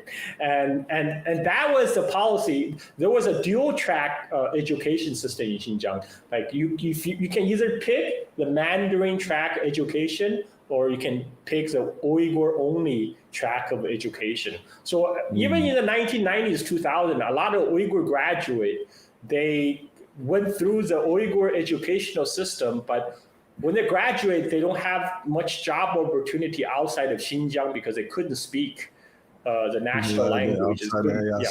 Yeah. And so at that time, the Chinese government, and also added on top of that is population growth, because at the time when 1949, when the People's Republic of China was established, there are about 3 million people in Xinjiang, right? And today there's 20 million people in Xinjiang. And there's 12 million Uyghurs, right? So the Uyghur population quadrupled, right? But the problem is most of the Xinjiang population up to very recently is still very rural. So most people are still on their farms. But the problem is, I told you before, Xinjiang geography is very unique. It's a big desert. Along the desert, there's a glacial runoffs of these rivers feeding oasis towns. Like this oasis is not getting any bigger. When the population triples and when you're still farming, that just means your plot is getting smaller and smaller. And it's really hard to make a living on subsistence farming on the edge of a desert, right? And so Chinese government solution for this is like, okay, well, we can bring the Uyghur youth to work in other part of the Chinese city. If there are like other Chinese migrants from other part of China go to coastal regions, maybe we can organize the Uyghur youth to go to other parts to go to the coastal city, because then Chinese government provide tax incentives for factories to employ Uyghurs, right? Because a lot of factories, they don't want to deal with the trouble because the Uyghurs, they have to provide halal meal because most Uyghurs are Muslims. So you need to provide halal meal. And then there's a language barrier, so you need to provide interpreter and that. So a lot of private companies, they don't want to deal with that. They just hire local Han Chinese, much easier, cheaper. But the government will provide subsidies and tax incentives for factories to hire Xinjiang labor. And then the government in Xinjiang will actually organize young people to go to Guangdong to work in the factories, etc. So at that time, the Radio Free Asia, which for people who don't know, it's like a CIA cutout, right? It's funded by the U.S. Agency for Global Media. And Radio Free Asia is starting to put out a lot of stories about, a lot of the conservative Uyghur parents are concerned because they're worried their daughter going so far away from home, they're going to be corrupted by the Han Chinese influence. They're going to lose their virginity because they're so far away from home. They're going to stray away from their religion, because there's so much temptation in the city. And then they start circulate this story and also a more extreme version in Uyghur language online through Facebook, through Twitter, through YouTube, and just saying like, if your daughter goes to work in the Han Chinese cities in the coast, they're gonna be whores. They're gonna be like, they're gonna turn away from their religion. They're gonna be like banging guys and stuff like that. So they're trying to like raise up local resistance against the Chinese policy. And then in 2009, what happened? Financial crisis happened. A lot of the Chinese factories suddenly are losing their orders, are closing down. There's massive layoffs. But Chinese government were still providing subsidies for the factories that were hiring the Uyghur workers. So the Uyghur workers in those coastal factories weren't as much affected than those Han Chinese were getting laid off. So that breeds resentment. Now and then in 2009, early part of 2009, I saw this happen like in front of my eyes online. There was a rumor that went viral in Chinese social media. So at the time, the Uyghur dormitories really separated. And the Uyghur workers were living together because of the language difference, because of dietary requirement. They usually live in separate dormitories. So there was an incident online. They say there was a Han Chinese girl who went to look for her boyfriend, and it says she accidentally strayed into the Uyghur dormitory. And the rumor says she was assaulted. And the Chinese authorities trying to cover up, trying to hush because they don't want their policy being questioned. That was a version that was circulated online, and pretty soon the rumor circulated online spread very fast, and pretty soon tens of thousands of workers, many of them laid off workers, start gathering, rush to the Uyghur dormitories, and a huge fight broke out, and one young Uyghur man was killed, and many injured. So this became a big news in China. And the Chinese authority, they immediately cracked down. They found the person who originally spread the rumor online, had him arrested, and they said, well, we'll investigate. And they even had. It was a Chinese person or an outsider? It was a Chinese person. It was a Chinese person in China. He was arrested, but the rumor gets amplified by the Uyghur diaspora group. Online in Uyghur, they were telling people in Xinjiang that it was Uyghur girls who were being mass gang raped in the factories, and the Uyghur young men were getting killed, right? And so that raised a lot of anger in Xinjiang, and then there was a mass protest in front of the Xinjiang provincial government to demand government action to investigate, blah, blah, blah. And then at that night, when the protester moved away from the provincial building, this was a time, the evening traffic hours. So the Uyghur neighborhood in Urumqi, a lot of the buses go through the neighborhood after, a lot of the office workers after work, they will go through. So somebody started to incite mobs to attack anybody who looked Han Chinese. They will stop buses, dragging people from the buses. So they will ask them, if anybody who cannot respond in Uyghur language, they will drag them out and beat them.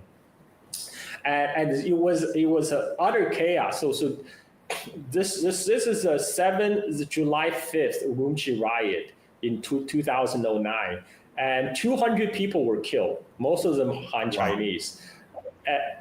Over 2,000 people were injured. So it was a big deal. 200 people were killed, and so this is when a Chinese government brought in the troops to Urumqi to lock down the city. And it's a good thing they did, because like 2 days later, the Han Chinese residents in the city were organizing. They wanted to do like revenge attack on the Uyghur neighborhood, but the PLA arrived just then, so to stop them from carrying out the revenge attacks.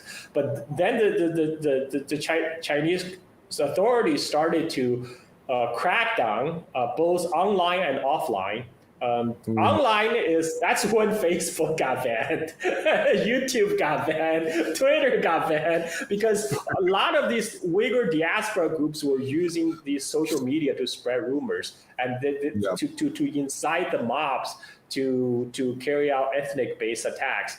And Xinjiang itself was under lockdown for about 6 months. Like the internet around Xinjiang was cut off, and then they start to tighten the border also the borders around Xinjiang. That happened in 2009, but there's still continuously spate of terrorist attack from 2009 all the way to 2010s. So right around the time when Syrian war broke out in 2011, 2012, a few years later, some more radicalized Uyghurs are looking to get out of Xinjiang.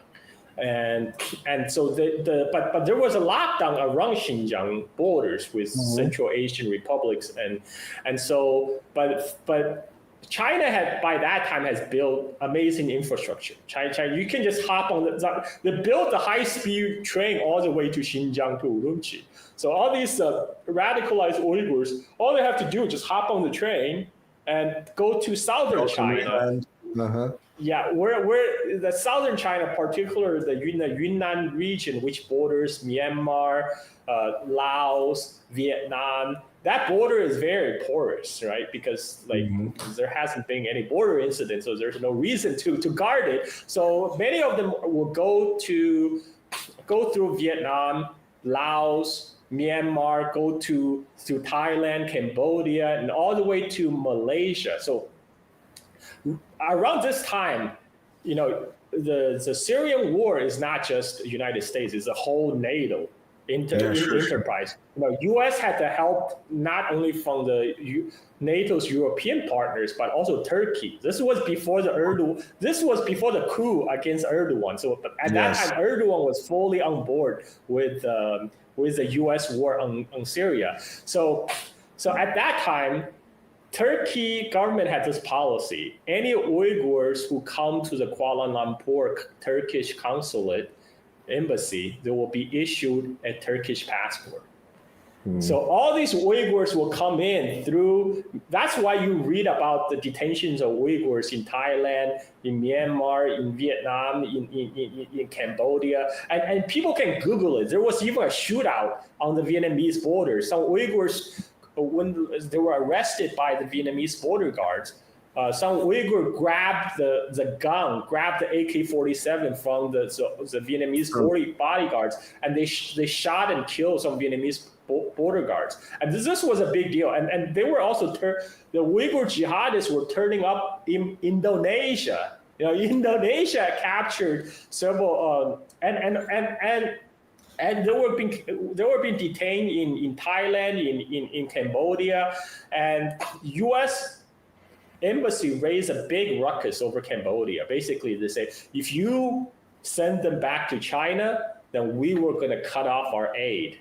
But Cambodia still sent them back because Cambodia was already getting a lot of aid from China. But whereas Thailand, because Thailand is kind of caught between U.S. and China, because Thailand has been a traditional ally with the United States, but Thailand also has a very good ties with China. So the Thai government decided, you know what? We're going to perform the Solomon's justice. So the Uyghurs, the radicalized Uyghur, when they escape, they often take their entire family with them. That's why you end up with Uyghur family in Syria, in Idlib. You see like the children and women. So in Thailand, they detained several hundreds of Uyghurs, both men, women, and children. So the Thai government says, you know what? We're going to perform the Solomon's justice. So women and children, they will go to Turkey. The men, they go back to China, right? So this pissed off the Uyghurs radicals, right? So that's when you had the 2015 Bangkok bombing by the Uyghurs. People can look it up. The 2015, they bombed a shrine, a famous shrine in Thailand.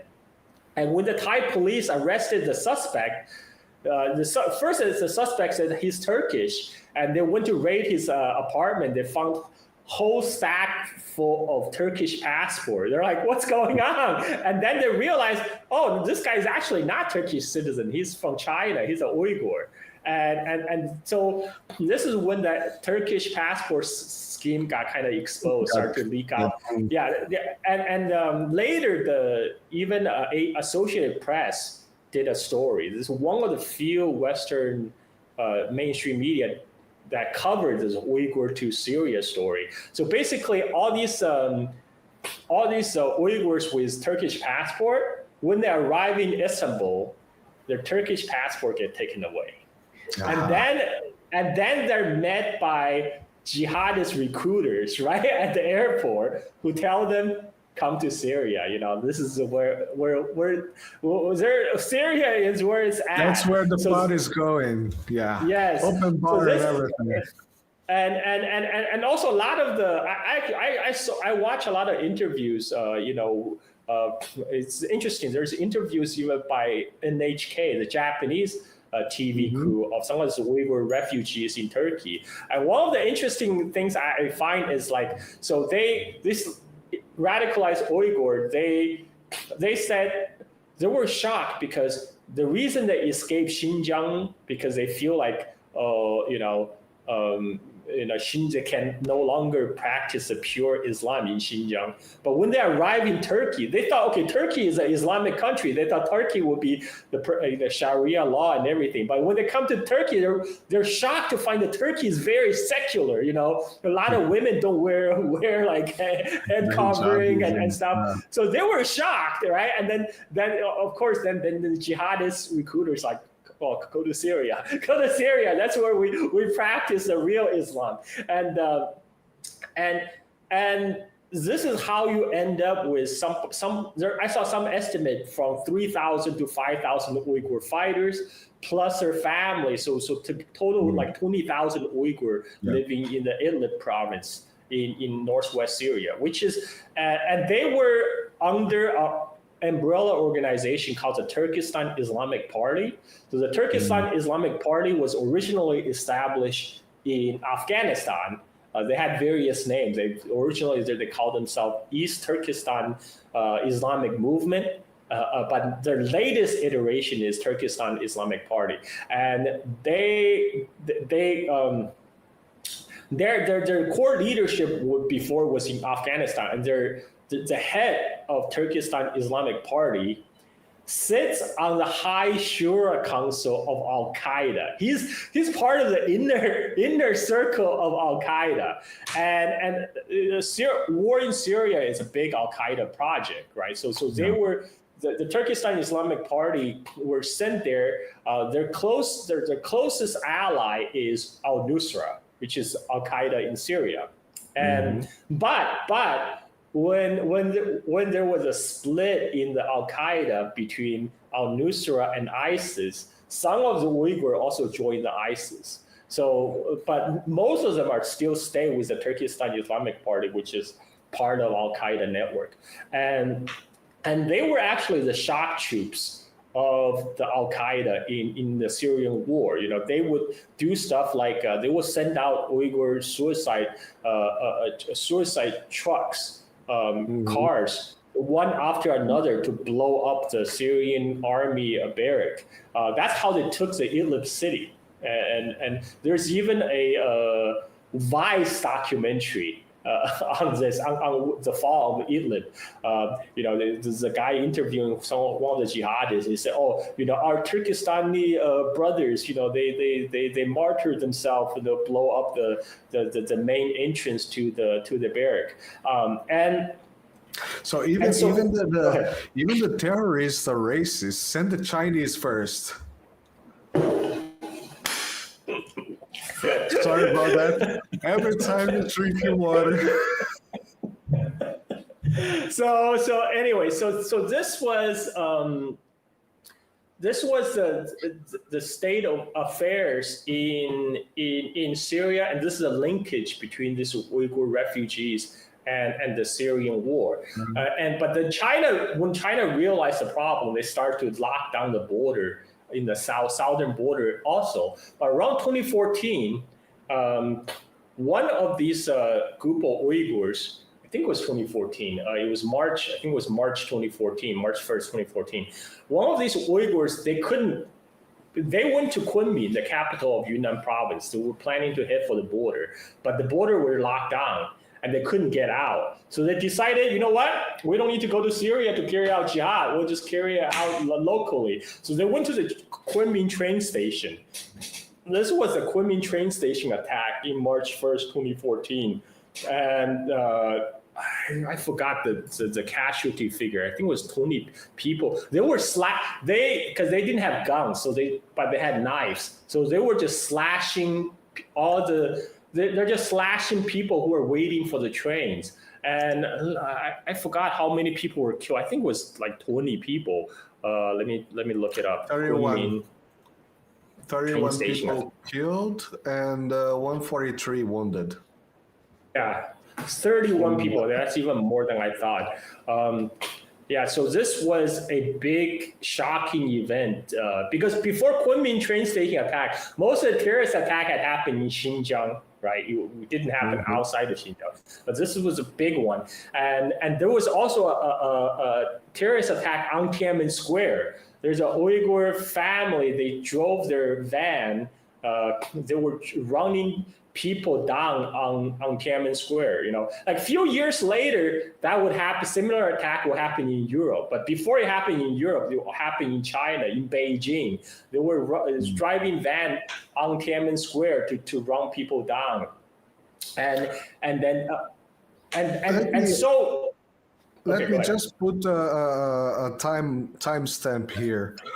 So we are trying to get a full week of talks with people about the early 2010s. I mean, late 2000s, early 2010s, where we saw if you look around in the world, there was types of color revolutions and terrorist attacks and everything all over the planet, South America included, a lot. So I would just ask a timestamp there in this. So from 2009 to 2014, what would be it's just a parenthesis. What would be the picture there about this type of revolutions? So Chinese government decided, okay, something needs to be done, right? It was beyond 2014. Also more terrorist attack happened in 2015. When Xi Jinping visited Xinjiang, there was a attack at the train station. Somebody threw a bomb into the train station at the gathering crowd, and then there was attack in the Urumqi market, farmers market. Somebody drove their cars through the market, running down people and throwing bombs at the vegetable sellers. And those were shocking in China at that time because, also this is a time of social media. Like these things pretty soon go viral. And the Chinese authority actually tried to remove those videos as soon as they pop up because one of the things they're worried about is ethnic tensions. They don't want like a freaking like inter-ethnic struggle, like inter-communal violence like what's happening in India. So then in 2017, that's when China rolled out the education / vocational training / de-radicalization centers. So in 2017, they in Xinjiang they had identified the people who have been radicalized. They are required to go through those de-radicalization centers where they will also acquire, they will be taught language skills. They will be taught in Mandarin. There will be also taught a marketable skill that once they leave, they can be. The whole idea of vocation training, re-education, de-radicalization is these people can be brought back into the society. That was always a goal. After some time, whether 1 year, 2 years, they can go back and reintegrate themselves into the society.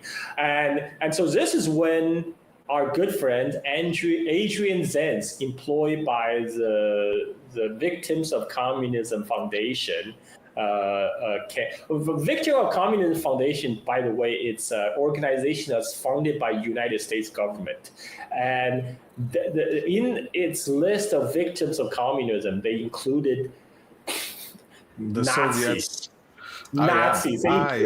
Sure. They literally included the Nazis killed by the Red Army as the victims of communism. Okay, they're not wrong. They're not wrong, but they're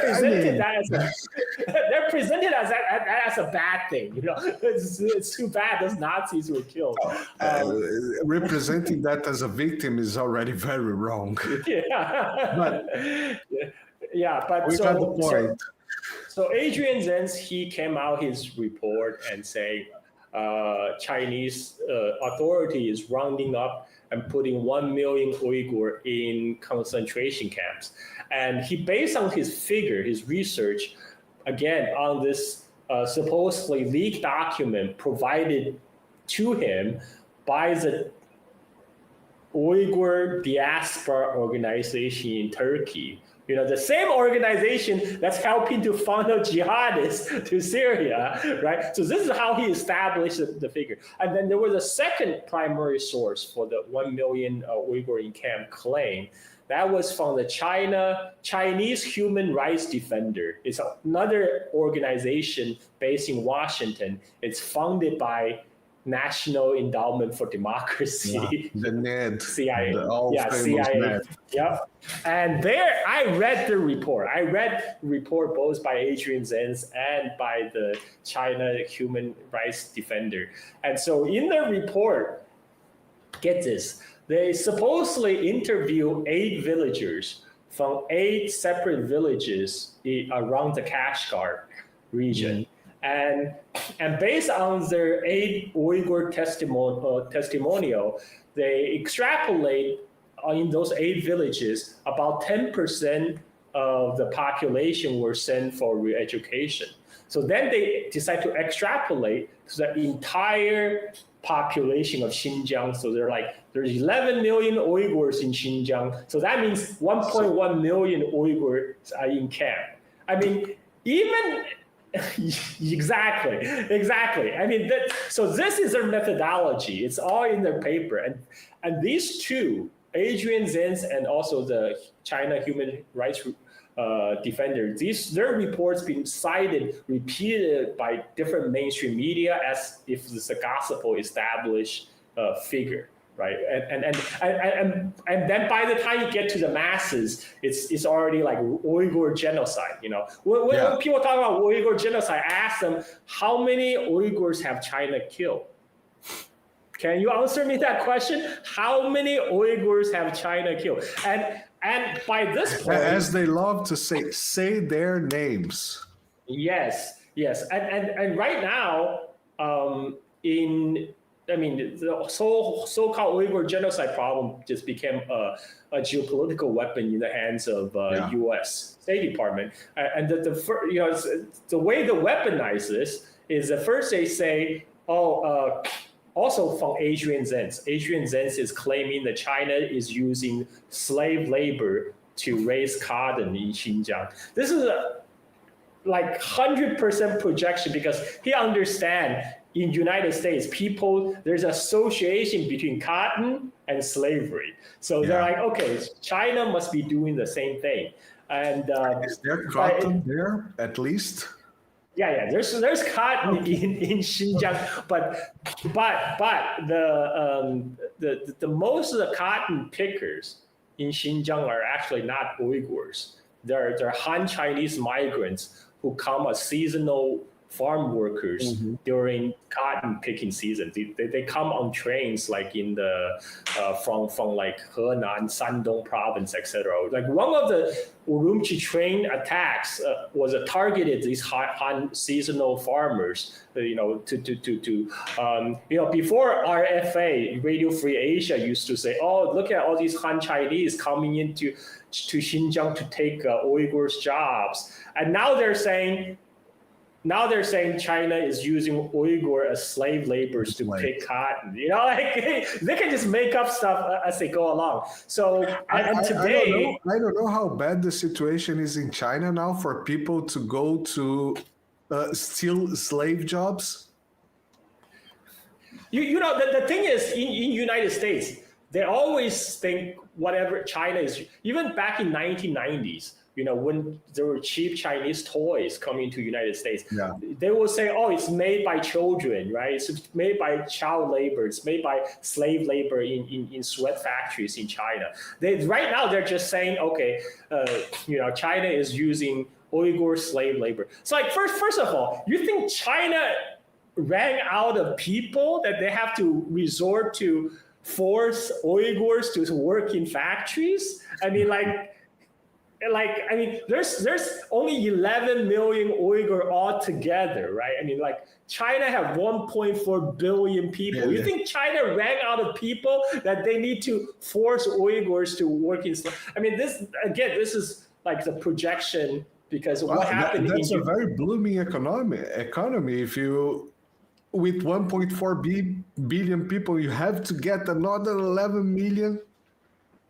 I mean, like the thing is, there's a lot of projection of what actually happened in the United States because the U.S. prison system is a giant slave economy. You know, that's how but that's a different issue. But so again, today in 2010s, start from 2010s, most of the cotton harvesting is done by machines. It's done by like John Deere and all this American-made farm machinery. So anyway, but they are just throwing out shit on the wall to see what sticks, and because a lot of people don't know China. It's just simply projection. I mean, every time I hear a Brazilian, when I hear a Brazilian or I see a Brazilian saying something about Uyghurs or whatever, I say, look.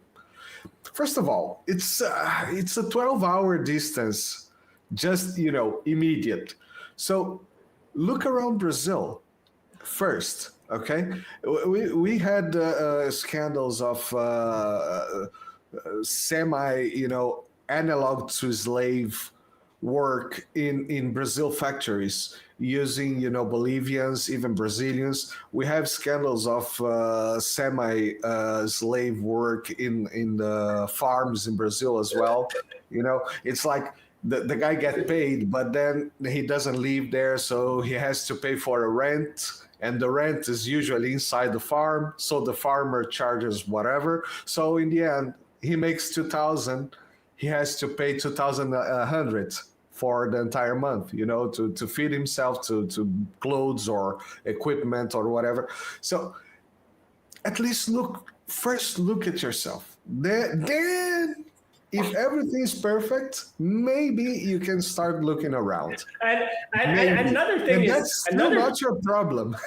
Another thing is like, why do you believe U.S. mainstream media, right? Like, so we know the mainstream media lies about Latin America all the time. We know they lie about Cuba, they lie about Venezuela, but why would you believe everything they say about China, right? I mean, like, that doesn't make sense. Like, somehow they became truthful when they report on China, but, you know, when they always lie on Cuba and Venezuela. But anyway, so another thing people don't even realize is all these camps have been closed since 2019. You know, the Chinese government actually made an announcement in June 2019. They say they closed all the camp because all the people have been successfully reintegrated into society. That was the goal from the beginning. It wasn't to hold them indefinitely. So Washington Post actually did a follow-up, I think in 2020 or 2021, and they did find that the camp are closed, but then they had the title was like, the camp are now, the camp are now like a ghost site, but the fear lingers, the fear remains. It's like the very, okay. But so a lot of people still think there's not only there's 1 million Uyghur in camp, but there's 1 million Uyghurs are still there. But that's there's no camps. The camp have been closed since 2019. Probably they'll start to say something like, "Well, China closed the camps. Now what are those Uyghurs going to do with their lives? They're just thrown on the street." But the crazy thing is, Xinjiang is not a restricted region. Anybody with a valid Chinese visa can go to Xinjiang. And I was about to ask that. And Xinjiang and Chinese government have been promoting tourism to Xinjiang. They literally have hundreds of millions of tourist visit of Xinjiang every year. All these tens of millions, hundreds of millions Chinese tourists that went through past few years. I mean, none of them have noticed notice deserted cities. Around? Yeah, I mean, and foreign tourists too. You can go on YouTube today. You will have Indian guys. You have Russian guys. You have American, British guys traveling to Xinjiang and make their video log. People can just go on YouTube today. Ask that because I saw, for example, two different lines of what you just said. I saw people that, were not saying bad things about Xinjiang, but they were always, it's very hard. You have to ask a special permission to go there and everything like that. And then I see some YouTubers just going there and doing their whatever TikTok stuff. And I'm like, oh, so what's the deal? If you have a visa to China, you can go to Xinjiang. Xinjiang is open. There's no, a couple of years ago, you still have the COVID lockdown issues. Right now, there's no more COVID lockdown. As long as you have a valid Chinese visa, you can go. And right now, China is relaxing visa rules. So China now is visa free for 30 days for countries so I checked, from Italy, from Germany, from France. So you said you live in Italy, right? Yeah, but you have an Italian passport? I don't have a passport. Oh, no. You don't have an Italian passport. Okay. But for people with Italian passport, French passport, German passport, right now you can go to China visa free for 30 days. And so because previously you told me it was for a week. And our vacation, we were aiming for 2 weeks. So I said, okay, no. But then we have the problem that, so my wife is just Brazilian. I'm Luso-Brazilian. So I could try to use the Portuguese, but even Portugal is not on this list of 30 days visa free. So I would have to do but now Brazilians are 10 years visa. The visa for Brazilians was 5 years. And then recently, Wang Yi went to Brazil and met with our foreign affairs minister, and they extended for 10 years now. The visa for Brazilians are now 10 years. I think I'm hoping they work out some kind of deal, because China already worked out like a reciprocal deal with Malaysia and Singapore. So basically, Malaysia and Singapore allow Chinese passport holder to visit for 30 days free, and then the citizens of Malaysia and Singapore can go to China for 30 days free. I mean, I don't see why Brazil and China couldn't have worked out some kind of agreement. Maybe they're already working on it. And I think China look like they're adding more and more countries on visa-free lists. Like just recently they added Switzerland and Ireland. So I mean, like Brazil, come on, it's a BRICS country. So we'll see. Maybe they are scared to be flooded by Brazilians. I mean, we Latins just flood everywhere. Too much party. Too much party. That's dangerous. The Chinese can get used to it. Yeah. So let me. Okay, go ahead. I'm looking up countries can have free visa to China, because it's constantly getting updated. As we speak. In the last 6 months, I've seen a huge amount of new deals to to visa-free and or extension of visa entrance. Yeah. Okay. So, wow, this is, even the website is not updated because this website is updated in January 8th. I know after that they have announced just a couple weeks ago they announced Ireland and Switzerland because so many countries. Let me see.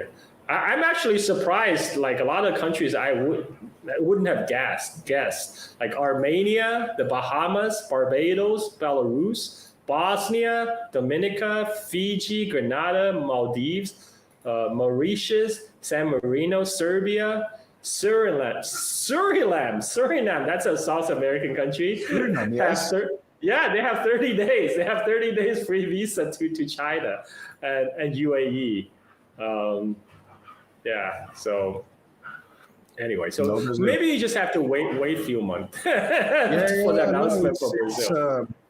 We are in a process at this moment. It's a transformation process in Brazil as well. So I would even recommend China to go easy. So right now from Brazil, it's you just have the 1 week option, the 144-hour transit visa. That's free. That's transit free. Yeah, it's transit. Yeah, exactly. But it's being worked out. Things are moving in this direction. The visit of 1 year in Brazil was very, very interesting. You know, because reaffirming ties and everything. Because also China has realized that the best way to advertise itself is to have people to come and visit, and that's why they're using all the visa rules right now. So I hope they continually to roll out more visa-free countries, and they're also trying to make it easier for tourists. You know, before people complain, it's really hard if they don't have the Chinese mobile app to do mobile payment. You know, like now you can use Alipay to link to your whatever foreign bank account, so you can use in China. So hopefully they will get better. You know, I think because at least there's awareness and there's an effort. The Chinese government right now is trying to make an effort to make it easier for foreign travelers. Yeah, that's very important. And I mean, I think I don't know if I talked this with you or with Li Jingjing. That I mean, I look at videos from Beijing, from Shanghai, and it just looked 21st century. It's different. It has a different. I mean, you lived many years in the United States, probably been to New York, and New York used to be the 20th century. You know, Japan used to look like 20th century. Those places now look old when I see the videos. So a lot of Chinese students who came to study in United States, you know what they refer to United States? They say they think like United States is like a big country village. It's like a big countryside. But one reason is a lot of U.S. universities are kind of located in like middle of nowhere. But so it's a big change for Chinese students who are accustomed to like big cities like Beijing, Shanghai, Guangzhou, Shenzhen, and suddenly travel to this place where you need a car to go anywhere. Yeah, in the middle of the cornfield. Yeah. So, do you think we kind of cover up everything about the Uyghur situation? I hope so. I mean, like, if you have any comments, I'll answer them. But I think I did the best I can. I mean, given the time constraint. We need more time. We need to learn to stretch time. I mean, I think it was absolutely detailed, and it's very important to be detailed because, as I said, I think it's a very complex situation, and I hope to have these types of conversation about other places that I also think are very complex. And for a Brazilian, yes, go ahead. One of the most popular actresses in China right now is Uyghur. She's a I Uyghur see woman. the post you did. She said she has like last time I checked, which is like maybe like a year ago, she had like 26 million followers on Chinese Weibo. Yeah, so We need to get her in the show. right, our views will go up. Our views are going out. Our views will go up like this.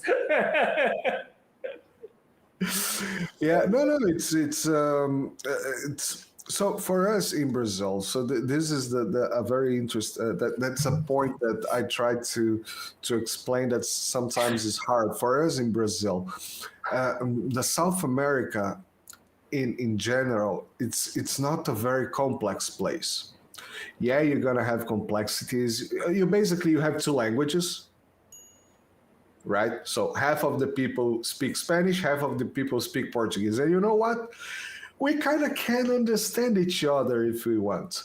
So we don't have big language barriers. We don't have religious barriers. We kind of have a slightly peaceful environment for multi-ethnics, multi-religions, everything, multi-race, whatever. It kind of works, I will not say perfectly because nothing is perfect, but in the average, it's a very peaceful environment. We had, in the last 500 years, because we know very little about our history before that, but in the last 500 years, we had about a couple of wars, and they were very quickly resolved. They were not 100-year wars or whatever, things like that.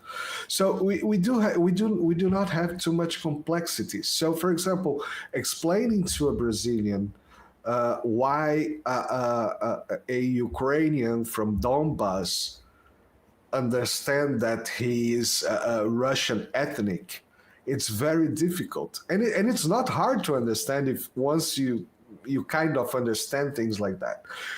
But I imagine the Uyghur situation to be even more complex than that. It is.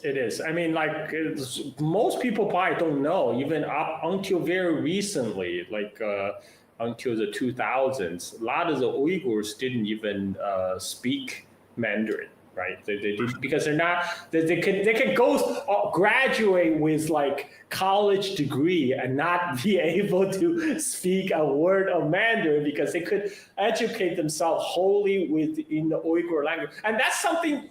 Can any indigenous people in United States educate themselves in Spanish, indigenous language, right?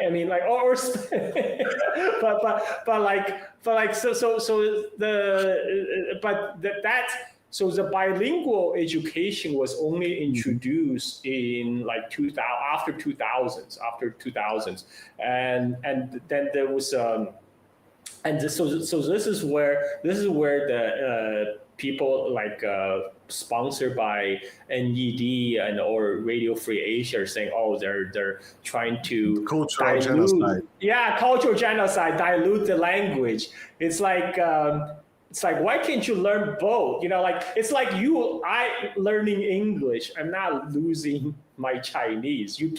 A person can't be multilingual. It's not like those monolingual Americans who only knows how to speak English. Yeah, that's in Venezuelan TV or Colombian TV some time ago. I don't know if you see this video. The woman talking to the girl didn't want to learn English or whatever or any language, and the woman, the TV show presenter was lecturing this girl, saying, do you know what three language speaking people, it's multilingual. Two language speaking people, what's it called? Bilingual. You know what speaks only one language is called? American. It's true. It's funny because it's true. It's funny And- because it's true. yeah, yeah. I mean, like the fact is, so now Xinjiang is changing. The new generation of Uyghurs growing up after 2000s, many of them are fluent in Mandarin because they grew up with a bilingual educational program. It's even very interesting to mention that, because even for me, that I will not say that I have a large knowledge about China, but probably slightly more than the average, slightly more. And one of my understanding that the big unification of China, let's call it unification as a nation or as a civilization, was the unification of the Mandarin on the country, because there was, like, I don't know, that's what I heard many years ago. That was like 2,000 dialects in China. So okay, Can so be wrong. If I'm wrong, please correct me. So 2,000 years ago, in 2020 BC, when Qing dynasty unified China, they unified the script, the Chinese script. Okay. So everybody when they write the same script. So, but the regional language remains. So even though like a northerner and southerner, they speak different tongue, but when they write down on the paper, they can understand each other. And that's how Chinese would communicate for thousands of years. That's how Chinese would communicate with Koreans or Japanese or Vietnamese. We don't know each other's language, but we can write down the language in Chinese characters. We can write in Chinese characters, and then we can read. So in the modern times, in modern time, they decide after even before the modern times, the reason the Mandarin is called Mandarin, Mandarin actually came from like a Malay word, manteri, which means official, right? So I think Portuguese introduced that word because when they occupy what is present-day Malaysia in the Strait of Malacca. So they pick up the word from Malay, manteri, and they use that to refer to official from China, Imperial China. They call them Mandarins. And in China, because different regions speak different languages, and the Chinese imperial rule is that you cannot serve as an official at your home district, because they're trying to root out vested interests. They don't want you to serve in your home district, but because you might have connection with your family, your friends, that might lead to corruption. So they always send the official to a region where he will not be able to speak the local language. But the officials themselves, to carry out there's an official language called Mandarin. In Chinese, the equivalent called Guanhua literally means the language of the officials, and usually that language is the language that's spoken in the capital, which for the last 600 years is Beijing, right? So it's based on the dialect of Beijing, and so these officials, even though they may not be able to speak the local language, they will speak in Mandarin, and their little clerks or helpers would also learn Mandarin to communicate with him. And so that's how but the Mandarin itself, it kind of evolved into different branches. Like there is a different, like the Southwest Mandarin, for example, in Sichuan, where I'm from, is very different. Like people from Beijing, I can understand them because their dialect is very close to the standard Mandarin, which is taught in school.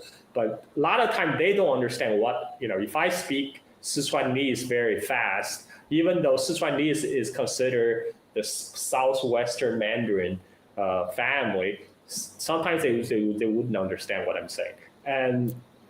But so in modern times, after this overthrow of the Qing dynasty, they decided to formalize a standard Mandarin based on the Beijing dialect, and it was further formalized in the People's Republic.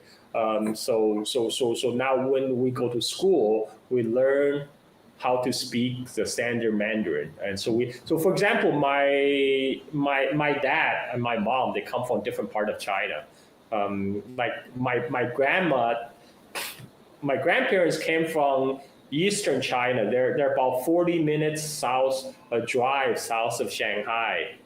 They're between Shanghai and Hangzhou, the two big cities. But their language, the local language Wu language, which covered including Shanghainese, it's very different language. Like I don't understand.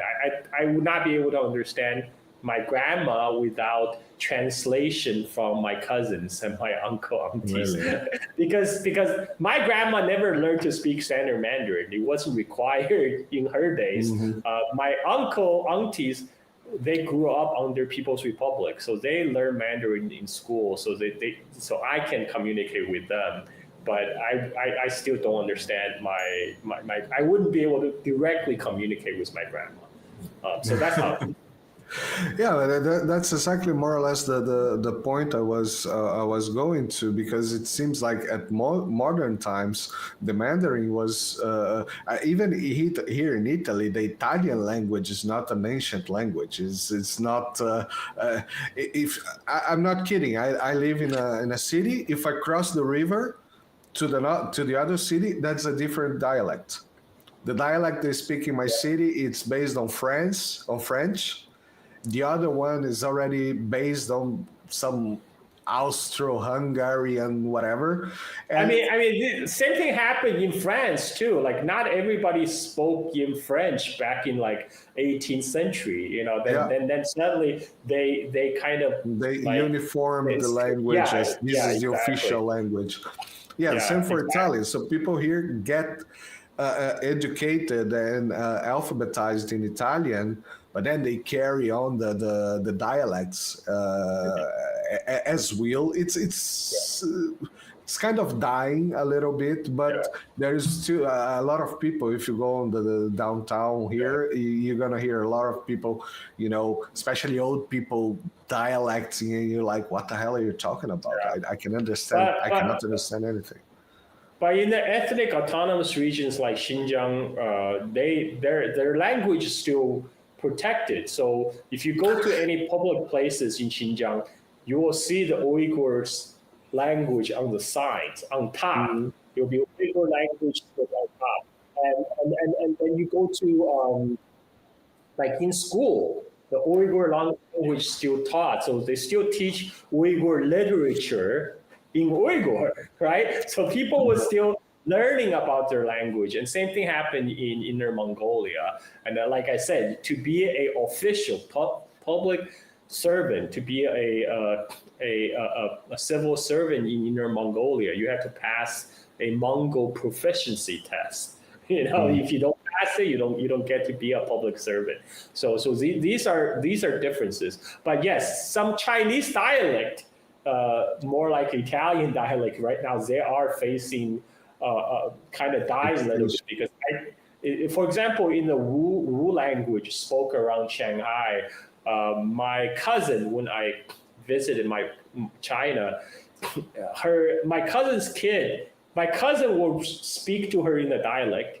She will respond in standard Mandarin. I mean, she understands what my cousin, but she can't speak it. She because in kindergarten they only speak standard Mandarin. So when she come out of kindergarten, she can't speak the local lingo. And that's not just my cousin's family. I know with some other kids from Suzhou, same thing. As soon as they come out of kindergarten, they only speak standard Mandarin. Yeah, that's what I thought was interesting, is that I thought that was China-wise for a long time already, and learning that this region was, let's say, left a little bit aside about the Mandarin language for so long. That's even another complexity level of things for the country. Yeah. Wow, it's a marathon. Are we on 3 hours? We are on 3 hours. Carl, let's wrap it up here. Okay. You ask, I provided. So, like, you wanted to know. I mean, I could stay here for another hour or two, but I'm starting to get hungry. I can't. I need to rest my throat. Yeah, and take care of family as well. They're probably calling a Brazilian guy names there. So you want to wrap it up with something? You want to say something to finish? Or just go check out my channels. I have a YouTube channel, Carl Zha, and I have a. Oh, it's on there. Everything's Okay, on good. the description. So Okay, read the description. Carl Zha at YouTube, Carl Zha at Twitter X, and that's it, sir. Thank you very much. If you could just stay for another 2 or 3 minutes, just so we can, after I finish all the streaming and recording here, just for two minutes. So everybody that's watching us at this time in the morning in Brazil, and this time in the afternoon in Europe, and this time of early night at East Asia, thank you very much. See you next time. Bye-bye.